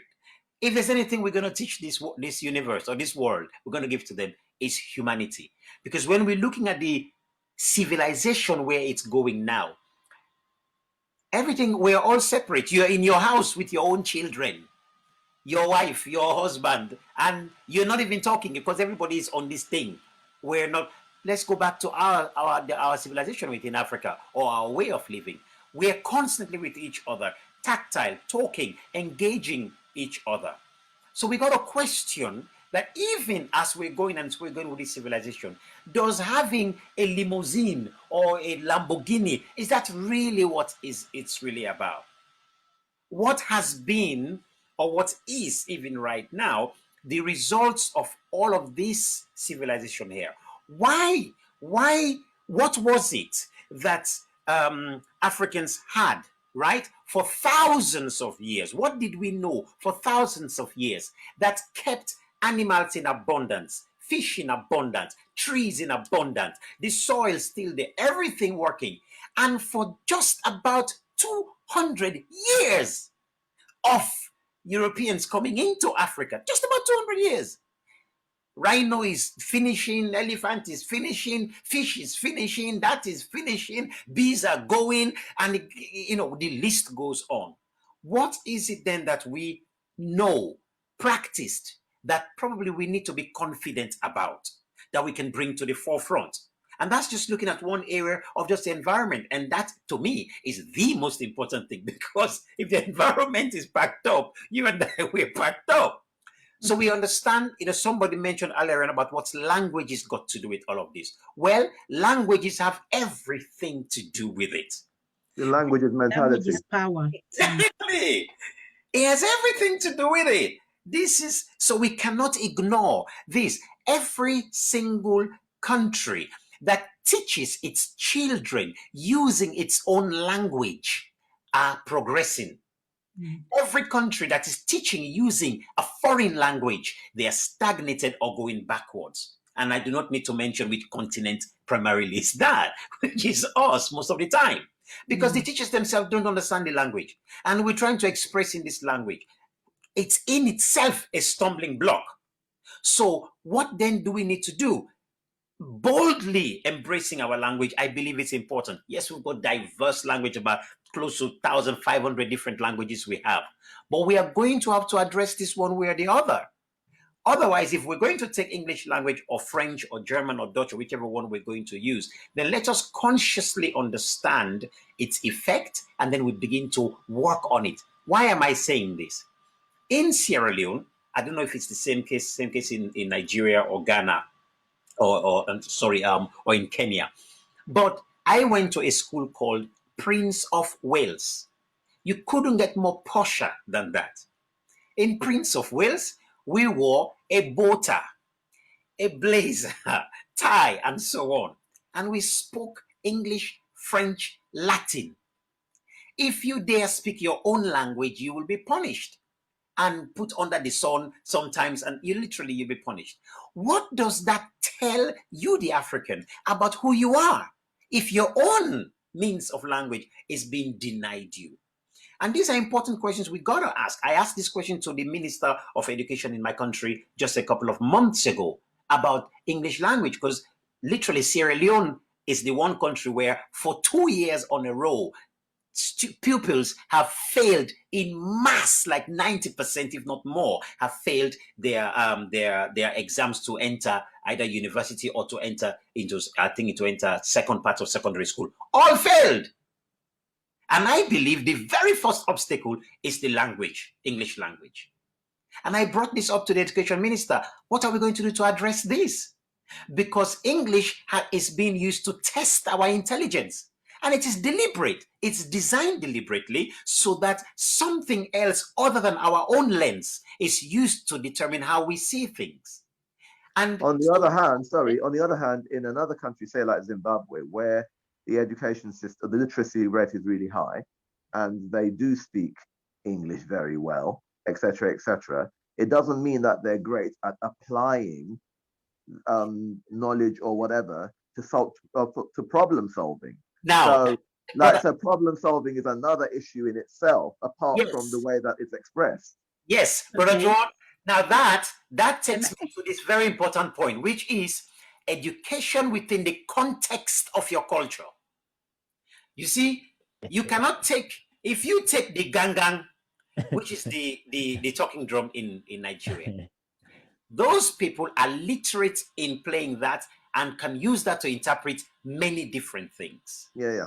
You see what I'm saying? And what we have not done, Jello, African people. One second, I'll give you what we have failed to do over and over is to sit back and evaluate the value of that means of communication, so that people who are dyslexic, people who have different ways, can find different ways to communicate effectively. It's like somebody telling me, Africans, we did not write. I'm like, excuse me, what do you mean we did not write? Because we did not write in the European alphabet? You want to tell me we did not write? Are you joking? You come to Africa, we've got records, but we've not examined what it is. How did our people braid their hair and communicated? How did they make their Dinkra symbols and communicated? All of these, we have got to evaluate in our education system properly, validate it, that it's also a genuine means of communication. I mean, you made a good point there about the lens in which we are looking at these things, and when you look at civilization in its sense, what lens are we looking at this civilization? What does civilization mean to us as Africans? I mean, I'm just interested to hear from the panel. I know I'm not meant to be asking questions, I'm meant to be answering questions, but I'm interested to hear what civilization from African lens looks like. Well, civilization. Let's let JJ wanted to say something. And then after JJ, I think I'll welcome our Facebook people. But let's answer that question. Let's not debate on that question. I think it's interesting. Please. Well, I'm just gonna add to your point. When we talk about, as you have said, that Sierra Leone, it is the only country that has failed. Many countries have failed English. I always say, speaking English and writing it, it does not mean you understand English. Yeah, writing it and speaking it, unless you are born into that culture, You see, look, so my wife is English, but sometimes when I say things, and even with other people, they will say, "Hey, JJ, why are you speaking rude?" I said, "No, I am not rude. I'm just, you see, you know, our emotions is like how you see me talking right now. My emotions are really high because, you know, either I can answer something in a shouty voice, or I can ask something in a way that is not really supposed to be. So I'm always thinking, do I have to be careful before I speak English? Because somebody is going to say I am rude, No, but or that's I'm why I say this. that a language is a mentality. You know, I really believe that, mentality is a separate issue from the words that we choose. People can have an alphabet, they assemble words out of letters, etc., etc. And then it's what your mind is telling you to say, or what it's telling you within for yourself is something else again. So all of these things need to be kind of examined No, in but detail, I think. suppose you are not born. I can understand. Let's say for example, the Africans who are born here, Hmm. like yourself, Hmm. you understand the language because you have grown up speaking it. I will tell you just one story. We went to when we were playing in bands, an English woman asked one of, Simba for Gis. Oh yeah, of course, of course. Yeah, he was a band leader. So we go to this house, and the woman is actually doing nice things, is done all tea, and the guy says, "Hey, where is biscuits and the bread and butter?" And I just, oh, so but he didn't understand that's not the way you ask. Yeah, sure, sure. You see, But then so that's about reading in between the lines for the person who's hearing it, though, because yes, it's just a different cultural thing, isn't it? It's all that's where the mentality thing comes in. yeah. But That's the now point I'm making. yeah, That coming to mentality Chege's makes all the question difference. about civilization, our civilization is totally different, and also we have got so many civilizations. You'll see people from Zimbabwe, they've got their own kind of. They will speak to you in a different way. You go to Kenya, it's different. You go to Uganda, it's different. So this is it's a very big conversation, and it's a very big issue. Like somebody is saying here that you guys, you're just talking. Where do we go from here? Or this is a knee-jerk reaction. I just want to answer this question to whoever is asked. We are here to create awareness. We are not leaders. We can't change what is supposed to be changed. We have got spokesmen whom we call ministers, whom we call presidents. We are here, people, Africans concerned about Africa. We are trying to create awareness. This discussion here, maybe someone in the authority will come across it. And I must thank you, Lydia, as always. You do these things. You collect people, and now we are here. But what I'm appealing to us, all of us now, if we think we are so much concerned about civilization, especially when we are here in Europe, we have to start here. We have to start a small organization of saying, here, we are Africans here. Never mind whether I'm from Kenya or whatever. Let us go either approach a minister for culture and we say, well, you know what? We need a building. It has been too long. We need to showcase our arts. We But need we to have these, showcase though. our We culture. have the Africa Center. We had there's the Royal African Society. Joan, There are organizations of that sort that okay, are can I say something? No. supposedly representing these things that you're Yeah, talking please. about. Just one thing. Africa Center did not belong to Africans. It was an English woman who created a company called the Africa Center so that Africans can go and hire the building if they want to use it. There was no organization called the Africa Center started by Africans. That I I know know it wasn't because started by Africans, yeah.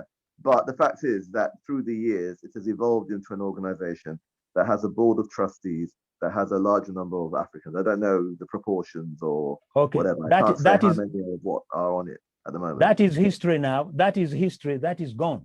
I'm talking here. You see how we are here? One woman has said, okay, well, I want these guys to come and speak. Now we have now to start banging our heads together and say, what can we do to have something that we can call African? I want just to go to a building and see art and listen to African music. Yes, it has been done, but now I'm talking about actually originated by Africans themselves. I No, think but you see, the thing is that sometimes though, that can be a problem because well, I don't want to like be judgmental, but that word, the word that comes to mind is reductive. Yes, we're all African, but within being African, there are things that are specific about where we come from in Africa, and like their civilizations, or you know, we come from different backgrounds, creeds, and all those things should be honored as much as being African is, I think, you know. So it's how do we? I think it's more about how do we create situations where we can interact with each other as Africans to make all of that something that's more buoyant, something that is more prosperous, something that works for all of us, allowing us to be ourselves as we are. Can I, brother Pan, you guys, you're, like I say, you're making my body go giddy, giddy, giddy. Yusuf Jallo, can I interject here a little bit? How can you interject? No, please, let me deliver this one. I just want to interject. I just want to say thank you to people who are watching, because right now it's just about us and we've forgotten all our viewers. We're not reading their comments or their ideas. No, you're not going to do this to me. No, hold on. Let them wait a minute. When I put this one in, it's going to be even sweet when you read it. But hang on. This is going to be sweet. What you said, for many years, when people refer to Africa, what is the key word when we talk of all the different nationalities that are within Africa, the different nations? The next thing they tell you is tribalism. That's what they said, right? Now, I'm saying that we are diverse. Yeah. Yes, we've got different, but we're diverse. Now, does our diversity mean we are weak? I don't think so. No. You see what I'm saying? Our diversity actually is our strength. You cannot cook ogbono soup and you only just put pepper. You have to put onion. You have to put a bit of palm oil. You have to put a bit of that for it to sweet. And that is what Africa is. Now, what unfortunately has happened, of course, is that they have played on these differences and turned it against us. What one function our leaders have got to work on, and which is so advantageous for them, is to understand what is the strength of the Fulani, what is the strength of the Yoruba, what is the strength of the Ndebele, what is the strength of the Shona, what is the strength of the Luo, what is the strength of this? How do we engage them all together and work together so that we have a strong nation? And I am of the firm belief that the day we begin to have leadership that encourages this, we will now begin to understand the Fulani people are good at financing. Those people, they are really smart at making sure they sell their cows and their cattle and they know how to make financing. How do we make use of that talent? Isn't that what the Europeans do? That they even build schools for what they call their special children.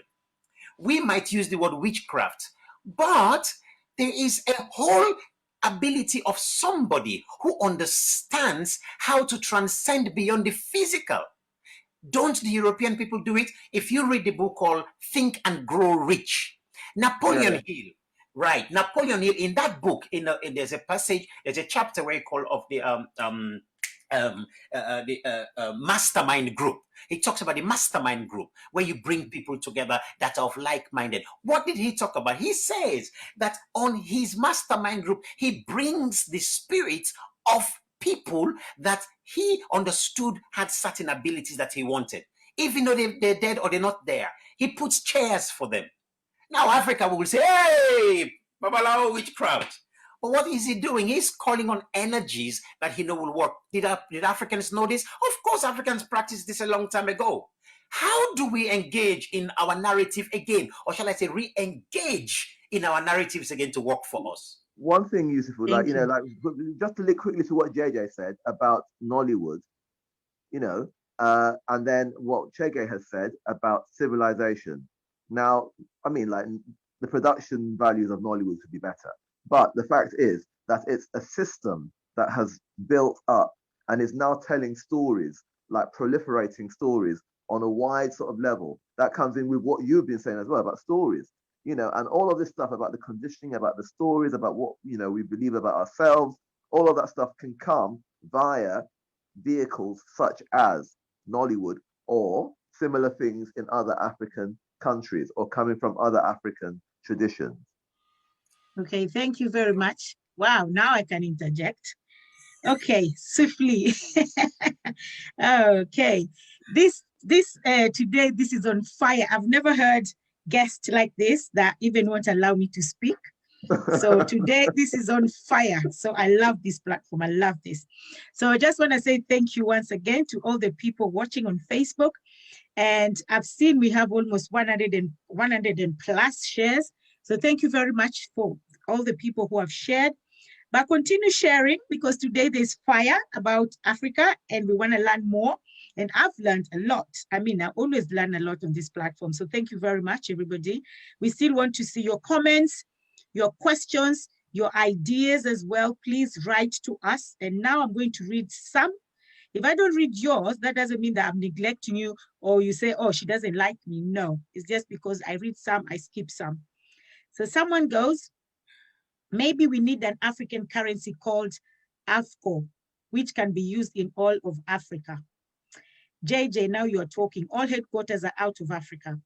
Talking about storytelling genetics, story based purely on analysis of blood, points human origin to the Sam Bushmen in Southern Africa. So ultimately, there would be the cradle of human civilization.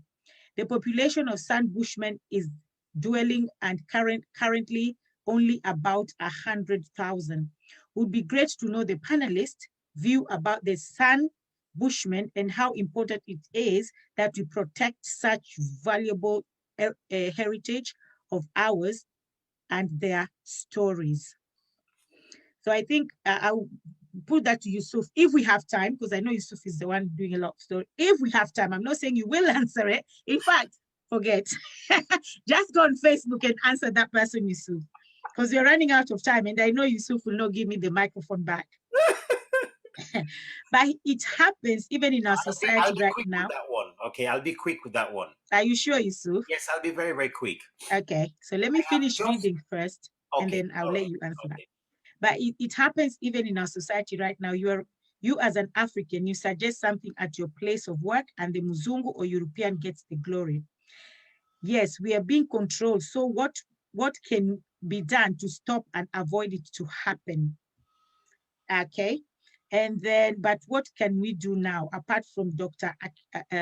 Arikana coming up with her organization, which is my opinion, just target specific people. Okay, what else is out there for a simple African with not all those technologies? We must change our attitude, stop complaining, unite and make our countries great.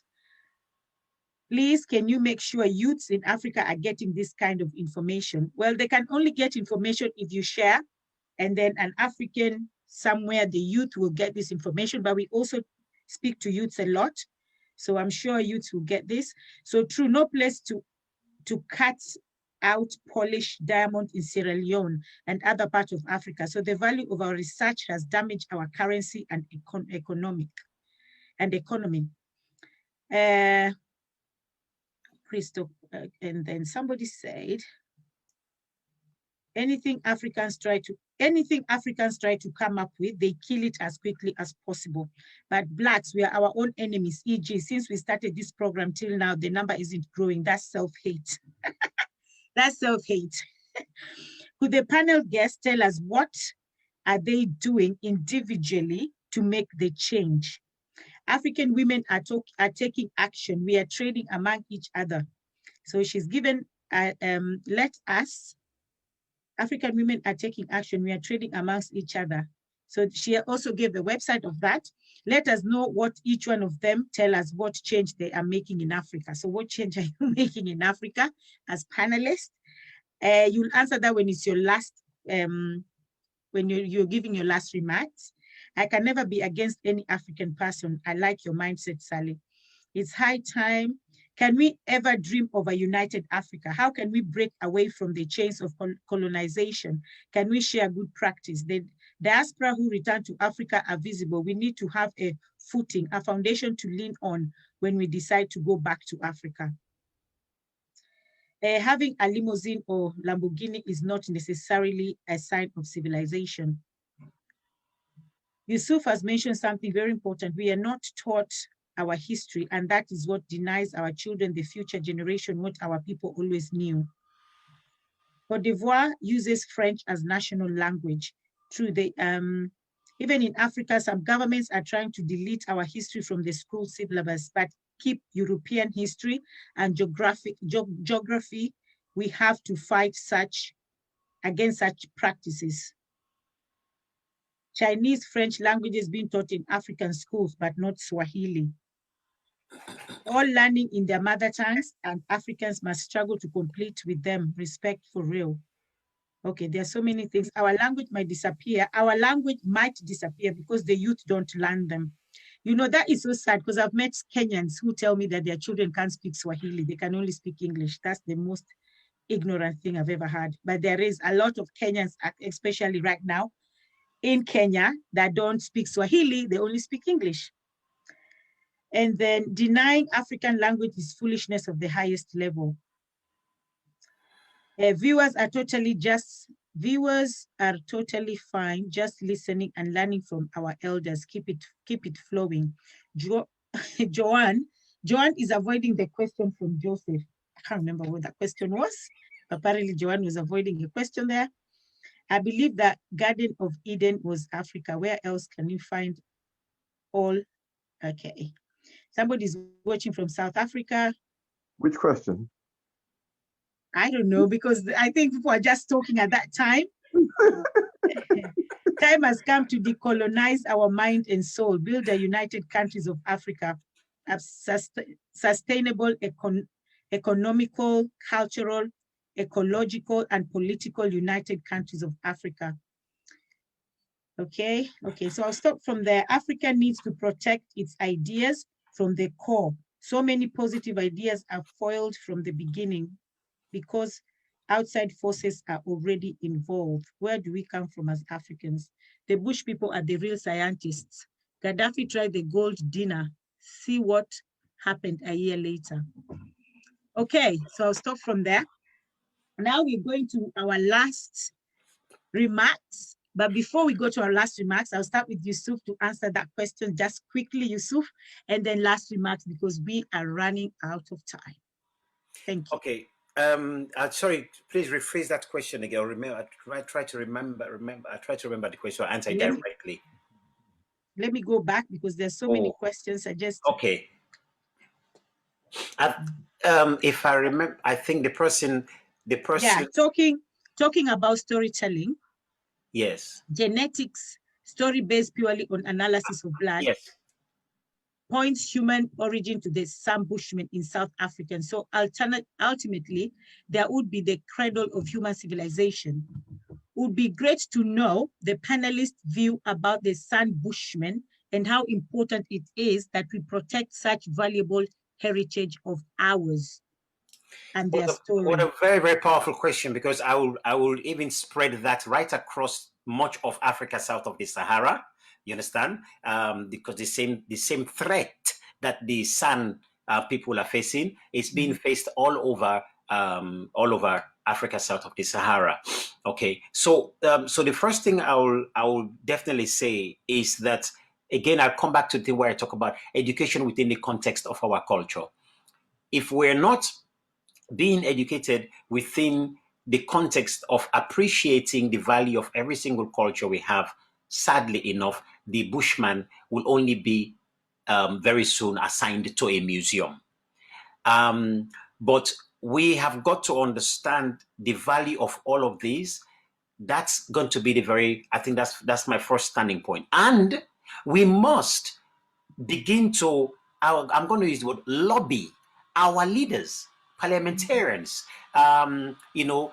academics. We've got to really push these people to begin to search, and understand how to just respect these people's their own way of life.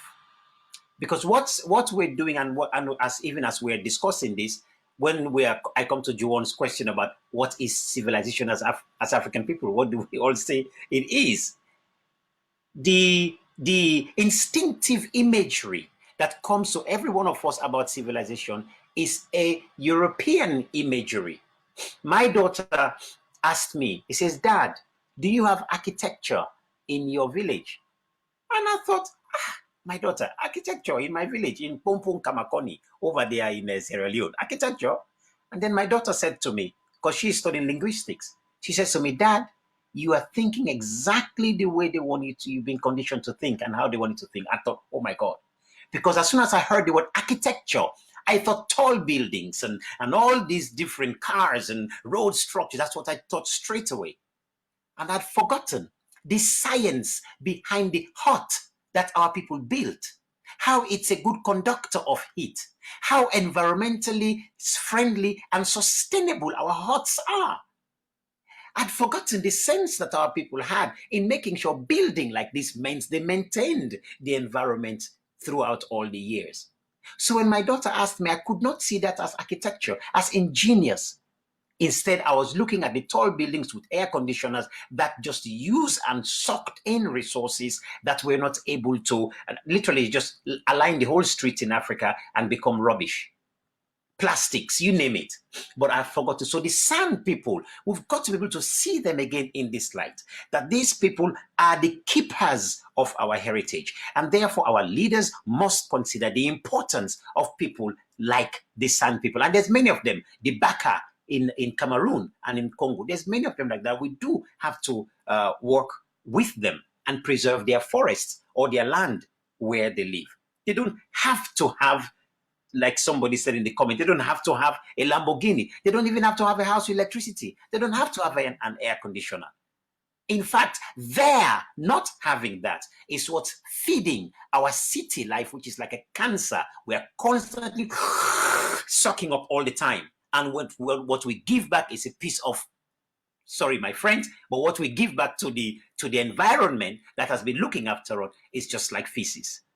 And we just vomit back on these very people that have been the keepers of our very environment. So finally, I just want to go to the other thing somebody asked. What is it that we have been doing individually? Yeah, so this, Yusuf, this is your last remark. But no problem. So that is your fine. last remark with that question as well. Yes. That is fine. Oh, amen. Hallelujah. So, so guys, I need to leave. I have got to start a show by 7:30. So okay.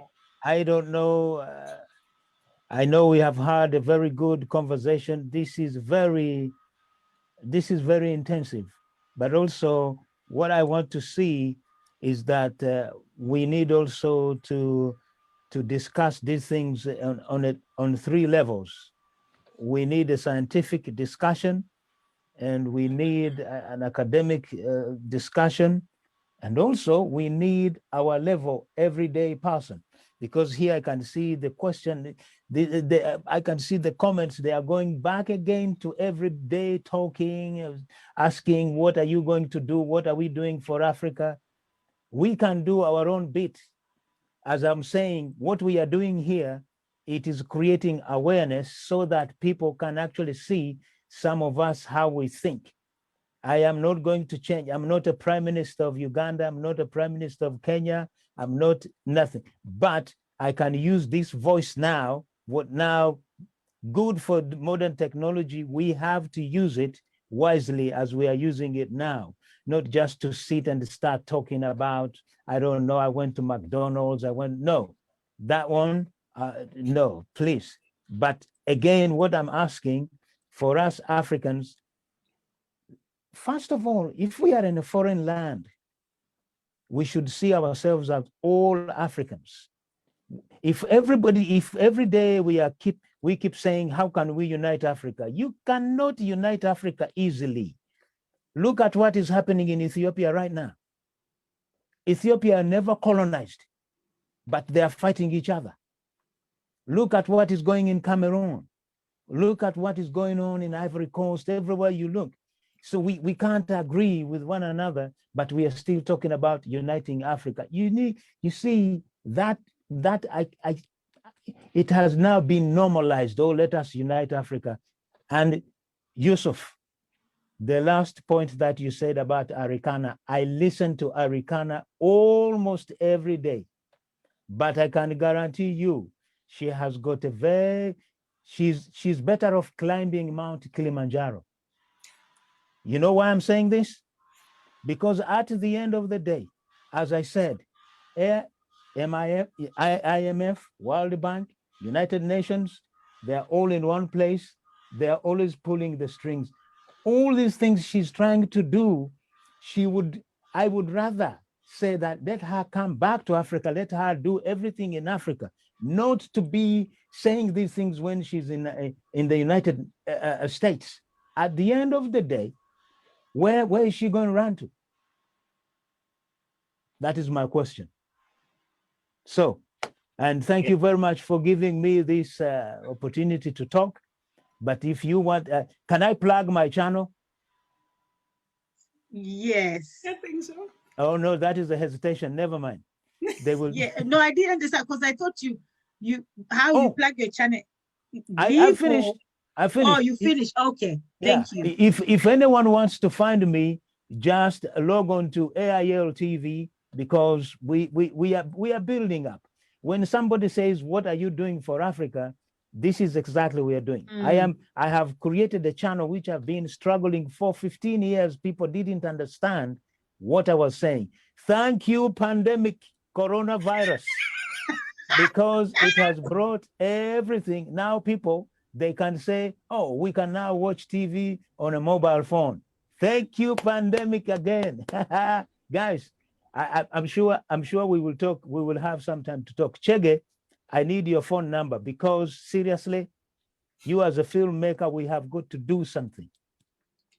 Yeah. On a big note. So yeah. Can I leave now? Okay. Thank you very much, JJ. Thank you for your time. Thank you, sir. Guys, you've been great. Thank you. Thank you. Hey. So we go back to Yusuf, your last remarks. Yeah, my last remarks. Okay. So what have we been doing in general? For me, storytelling, of course, has been my main vehicle. So in Sierra Leone, I have launched a festival called Mambena Fest. And Mambena Fest is a cultural and educational festival where I am using the culture and reviving the culture, but educating people more about the value of the culture. But not only that, educating them about their land, what it means, and hopefully beginning to stimulate local economy through cultural tourism. And with that, I've engaged the academic of the young people as well. So they are doing storytelling in their languages again. I'm getting them to read in their languages again and getting them to engage in performing. That's important. Then I've launched National Storytelling Festival in Sierra Leone, which very soon is going right across the whole country, engaging young people again in discussing about issues about themselves in Africa. The other thing I'm also doing now is I'm going to launch African Storytelling Festival, hopefully this coming April. The whole idea again is to put African literature, at least oral literature, right there in the forefront so that I engage many of our African storytellers to be telling our stories. And finally, I have just launched again what I call Kowfoot Storytelling Academy. Again, for people to come and learn and understand why is African storytelling so important? What are the functionalities of African storytelling? So that we can understand the science in it, how it structures our social system, our economic system, how it affects everything about us. Storytelling is very, very important. So the idea that I'm doing there is just to get people to, in my own small way, to get us to learn more about ourselves. So if anybody want to check that out, of course, my website, www.ucfujalo.com, and you'll see it's all there. Thank you. For me, that's my last. I have one more thing to say, but I don't want to push it further before you stop me. One more thing I wanted to say, which is somebody mentioned in the comments about I mentioned ideological subversion. And somebody brought that up, and I remember you also said, and I wanted to just clarify that a little bit. Is that okay? Okay. Okay. Ideological subversion, like I said, it is whereby the perception of yourself is so warped that you lack the ability to defend the interest of yourself, your community, and your family. But there's 4 ways in which it is done. Demoralization, whereby you are told, your hair is no good, man. Come and put this wig on. That is what makes it fine. What are you doing? Your language is rubbish. Come here. Your food, leave it alone. You're demoralized. That is one. The next one is destabilization. So every education that they give to you destabilizes you and your community. And from destabilization, they come to now we come to crisis. And when we come into crisis, now we have the civil wars. Now we have the coup d'etats. We have all of this different stuff because we are no longer operating in understanding each other. And then finally, it is normalization. And normalization is where we're at, which is for me is the most dangerous, whereby to have a botched up hospital is normal. To have roads and cars that are bad within the country is normal. To have politicians who are corrupt is normal. And so even as we're talking here, there are massive, wonderful infrastructures going on in Africa, and not much is being talked about it. It's normal to talk of Africa as this backward place, and that is normalization. So we've got to be able to go beyond that, of course. But what has been done to us is ideological subversion. Every time we come to Europe to study, it's part of ideological subversion because our thinking is becoming different out of the context. So going back there, as the brother said earlier on, is very important, which is something I have been doing for the almost 20 years, going back to Sierra Leone since 2000. Every year, I go 2 or 3 times to make sure I get rooted, to make sure I'm educating the young people. And I've set a big organization there where I'm mentoring thousands of young people on patriotism and understanding their own heritage and how to use their heritage to benefit themselves. They don't necessarily have to come to Europe. This is the message I am giving to my own people in Sierra Leone, at least. Thank you so much, Yusuf. I can also remember one day, there's a year that in Kenya, we actually have something called international storytelling in Kenya around August before COVID. And I remember there's one year that Yusuf, they actually chose you and you went to my own country to do storytelling, something that I could have done myself, but I'm not good at it. So you went to do it. So congratulations, Yusuf. I know your work and I appreciate your work. So thank you very much. And I learned from you.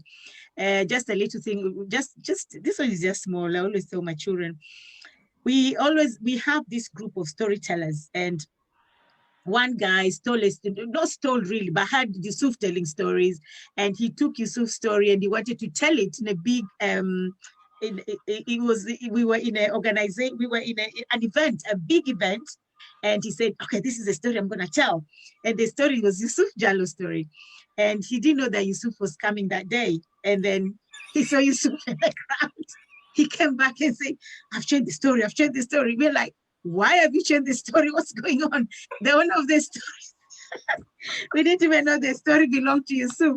He said, the owner of the story is here, so I'm not going to say. And they say, that is why sometimes some of us, we are behind. What you should do is tell the story and give the owner where the owner is due. Just tell the story and say, in fact, this story was inspired by one person who is here in the audience. His name is Yusuf Jallo, and I'm telling this story, and I know I might not tell it as good as Yusuf did, but you tell the story. So now people in the audience will know, oh my God, so this guy is also a storyteller. So people who didn't even know Yusuf was there, oh, this guy is also, but because of who we are, we don't want to appreciate and acknowledge each other. When the person saw Yusuf, he was just like, no, we're changing the story. And that really disrupted the whole program. We were making mistakes. And I blamed Yusuf Jallo for that. So Yusuf, thank you. I appreciate your work. Thank you so much. That was really funny. That was funny. I had to say that. Well, at the African Storytelling Festival, I am hoping, that, I really want to make it big. It's going to happen in April. And I really, really want to make sure I put it out there. And I want to engage storytellers from Kenya, South Africa, all over to be involved in it. It's all part of the Storytelling Academy as well. It is So crucial. And let people don't be afraid to tell my stories. Though I have ways Yeah. I lock my stories. I know I'm your not going to stories are share. good. Nobody can tell stories the way you tell, Yusuf Jallo. Come on, even me, I try telling your stories. They'll never be like yours. So, but I always give honor where honor is due. So, guys, if you're here today watching and you're a storyteller, you heard what Yusuf just said, please contact Yusuf Jallo if you're a storyteller. I'm one of them, so I'll be telling him, please don't forget me. But if you're a storyteller as well, you can keep in touch with Yusuf Jallo. Thank you very much. Okay, I'll go to Joanne. Joanne, your last remarks, please. Oh, you're muted, Joanne. Technology. The main thing I'd like to say is that I believe that Africans from all over the continent need to learn from each other as much as possible with open-mindedness, humility, and all of that.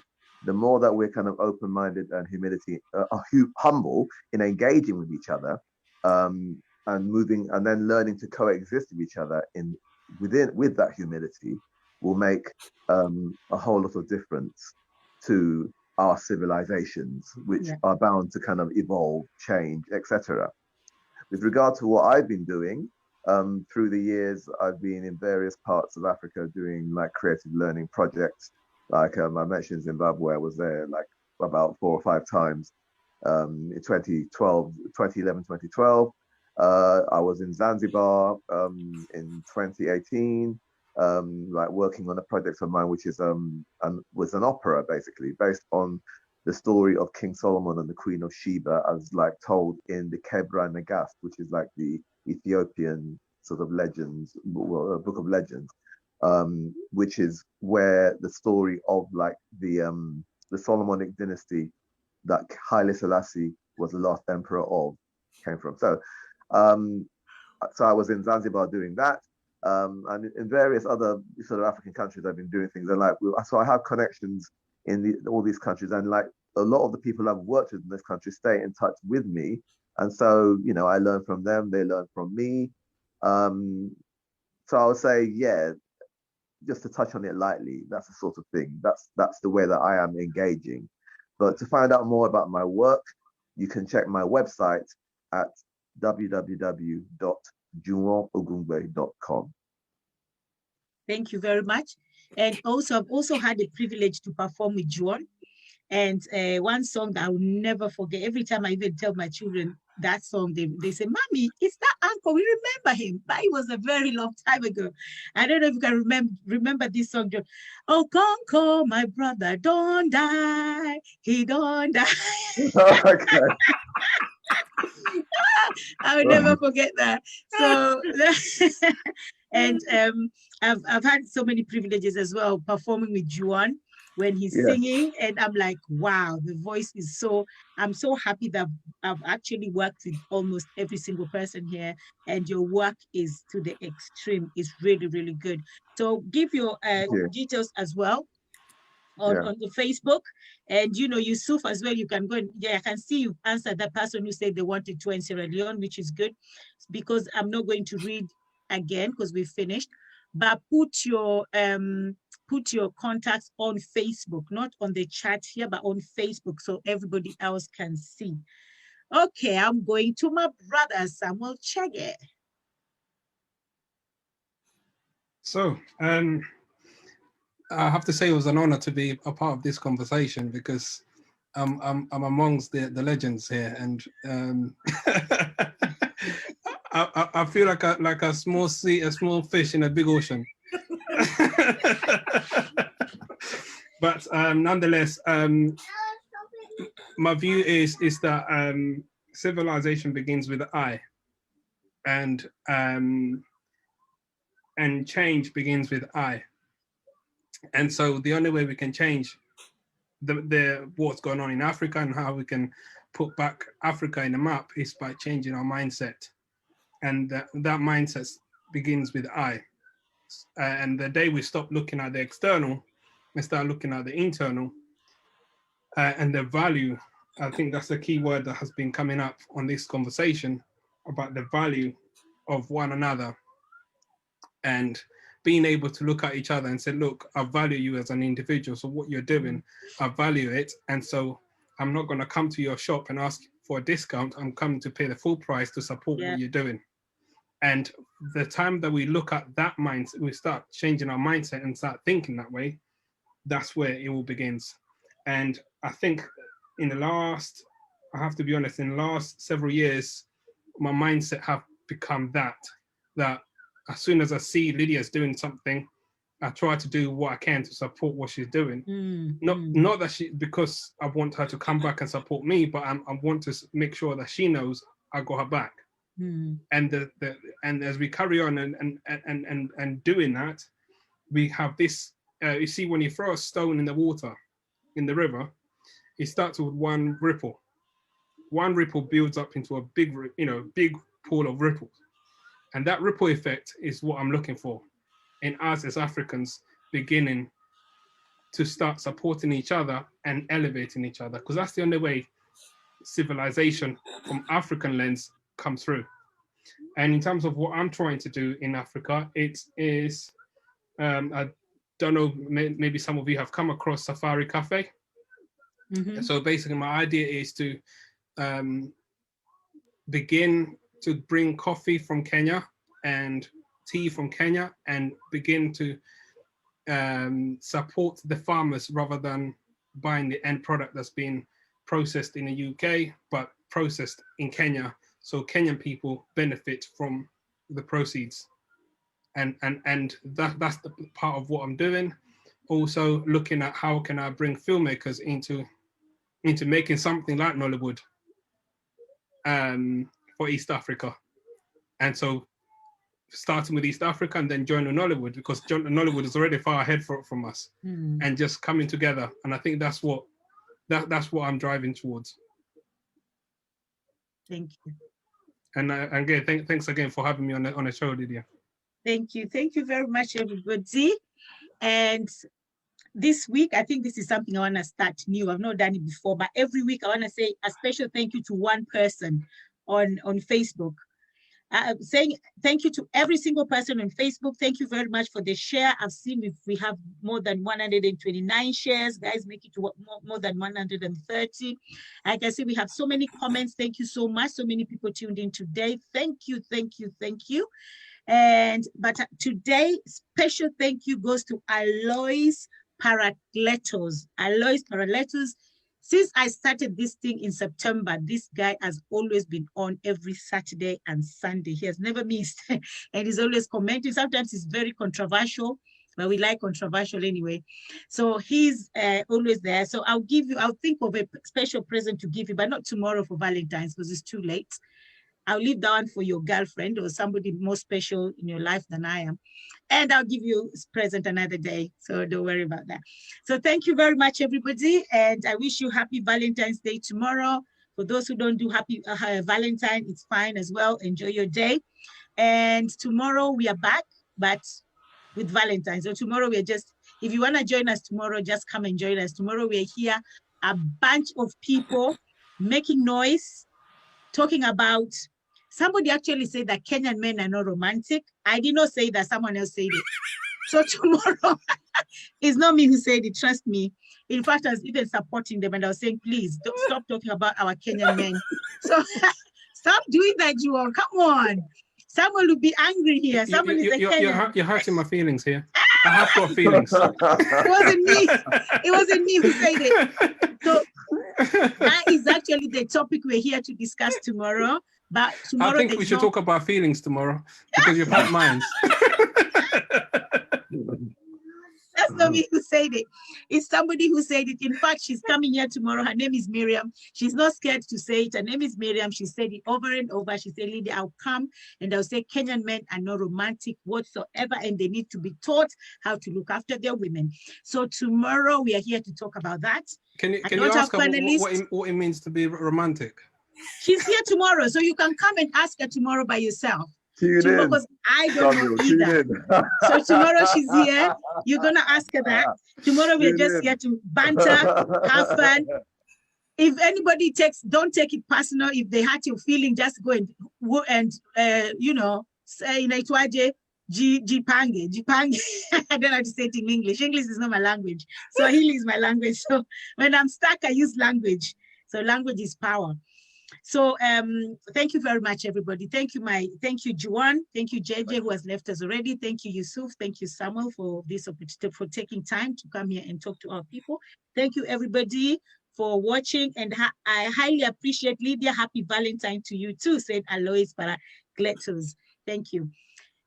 Now, just talking about COVID, like I always say, guys, COVID is real. Stay safe.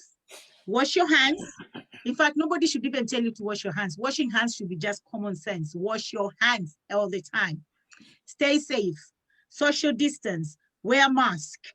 And in fact, saying washing hands should be common sense is not even true, because my grandma was so upset in the village that they told her to wash her hands. She even asked, when will this washing hands stop?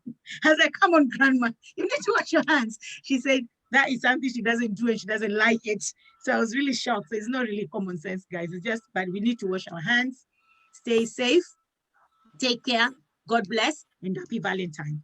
So thank you very much. But my panelists, please stay behind as I say goodbye to all our Facebook people. Thank you very much. Until then, see you next week on Saturday.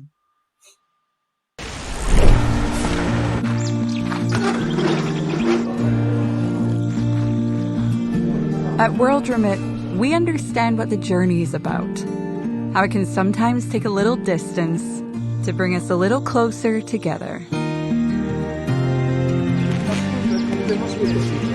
With ways to save more when you send more, World Remit is here for you, so you can be there for them.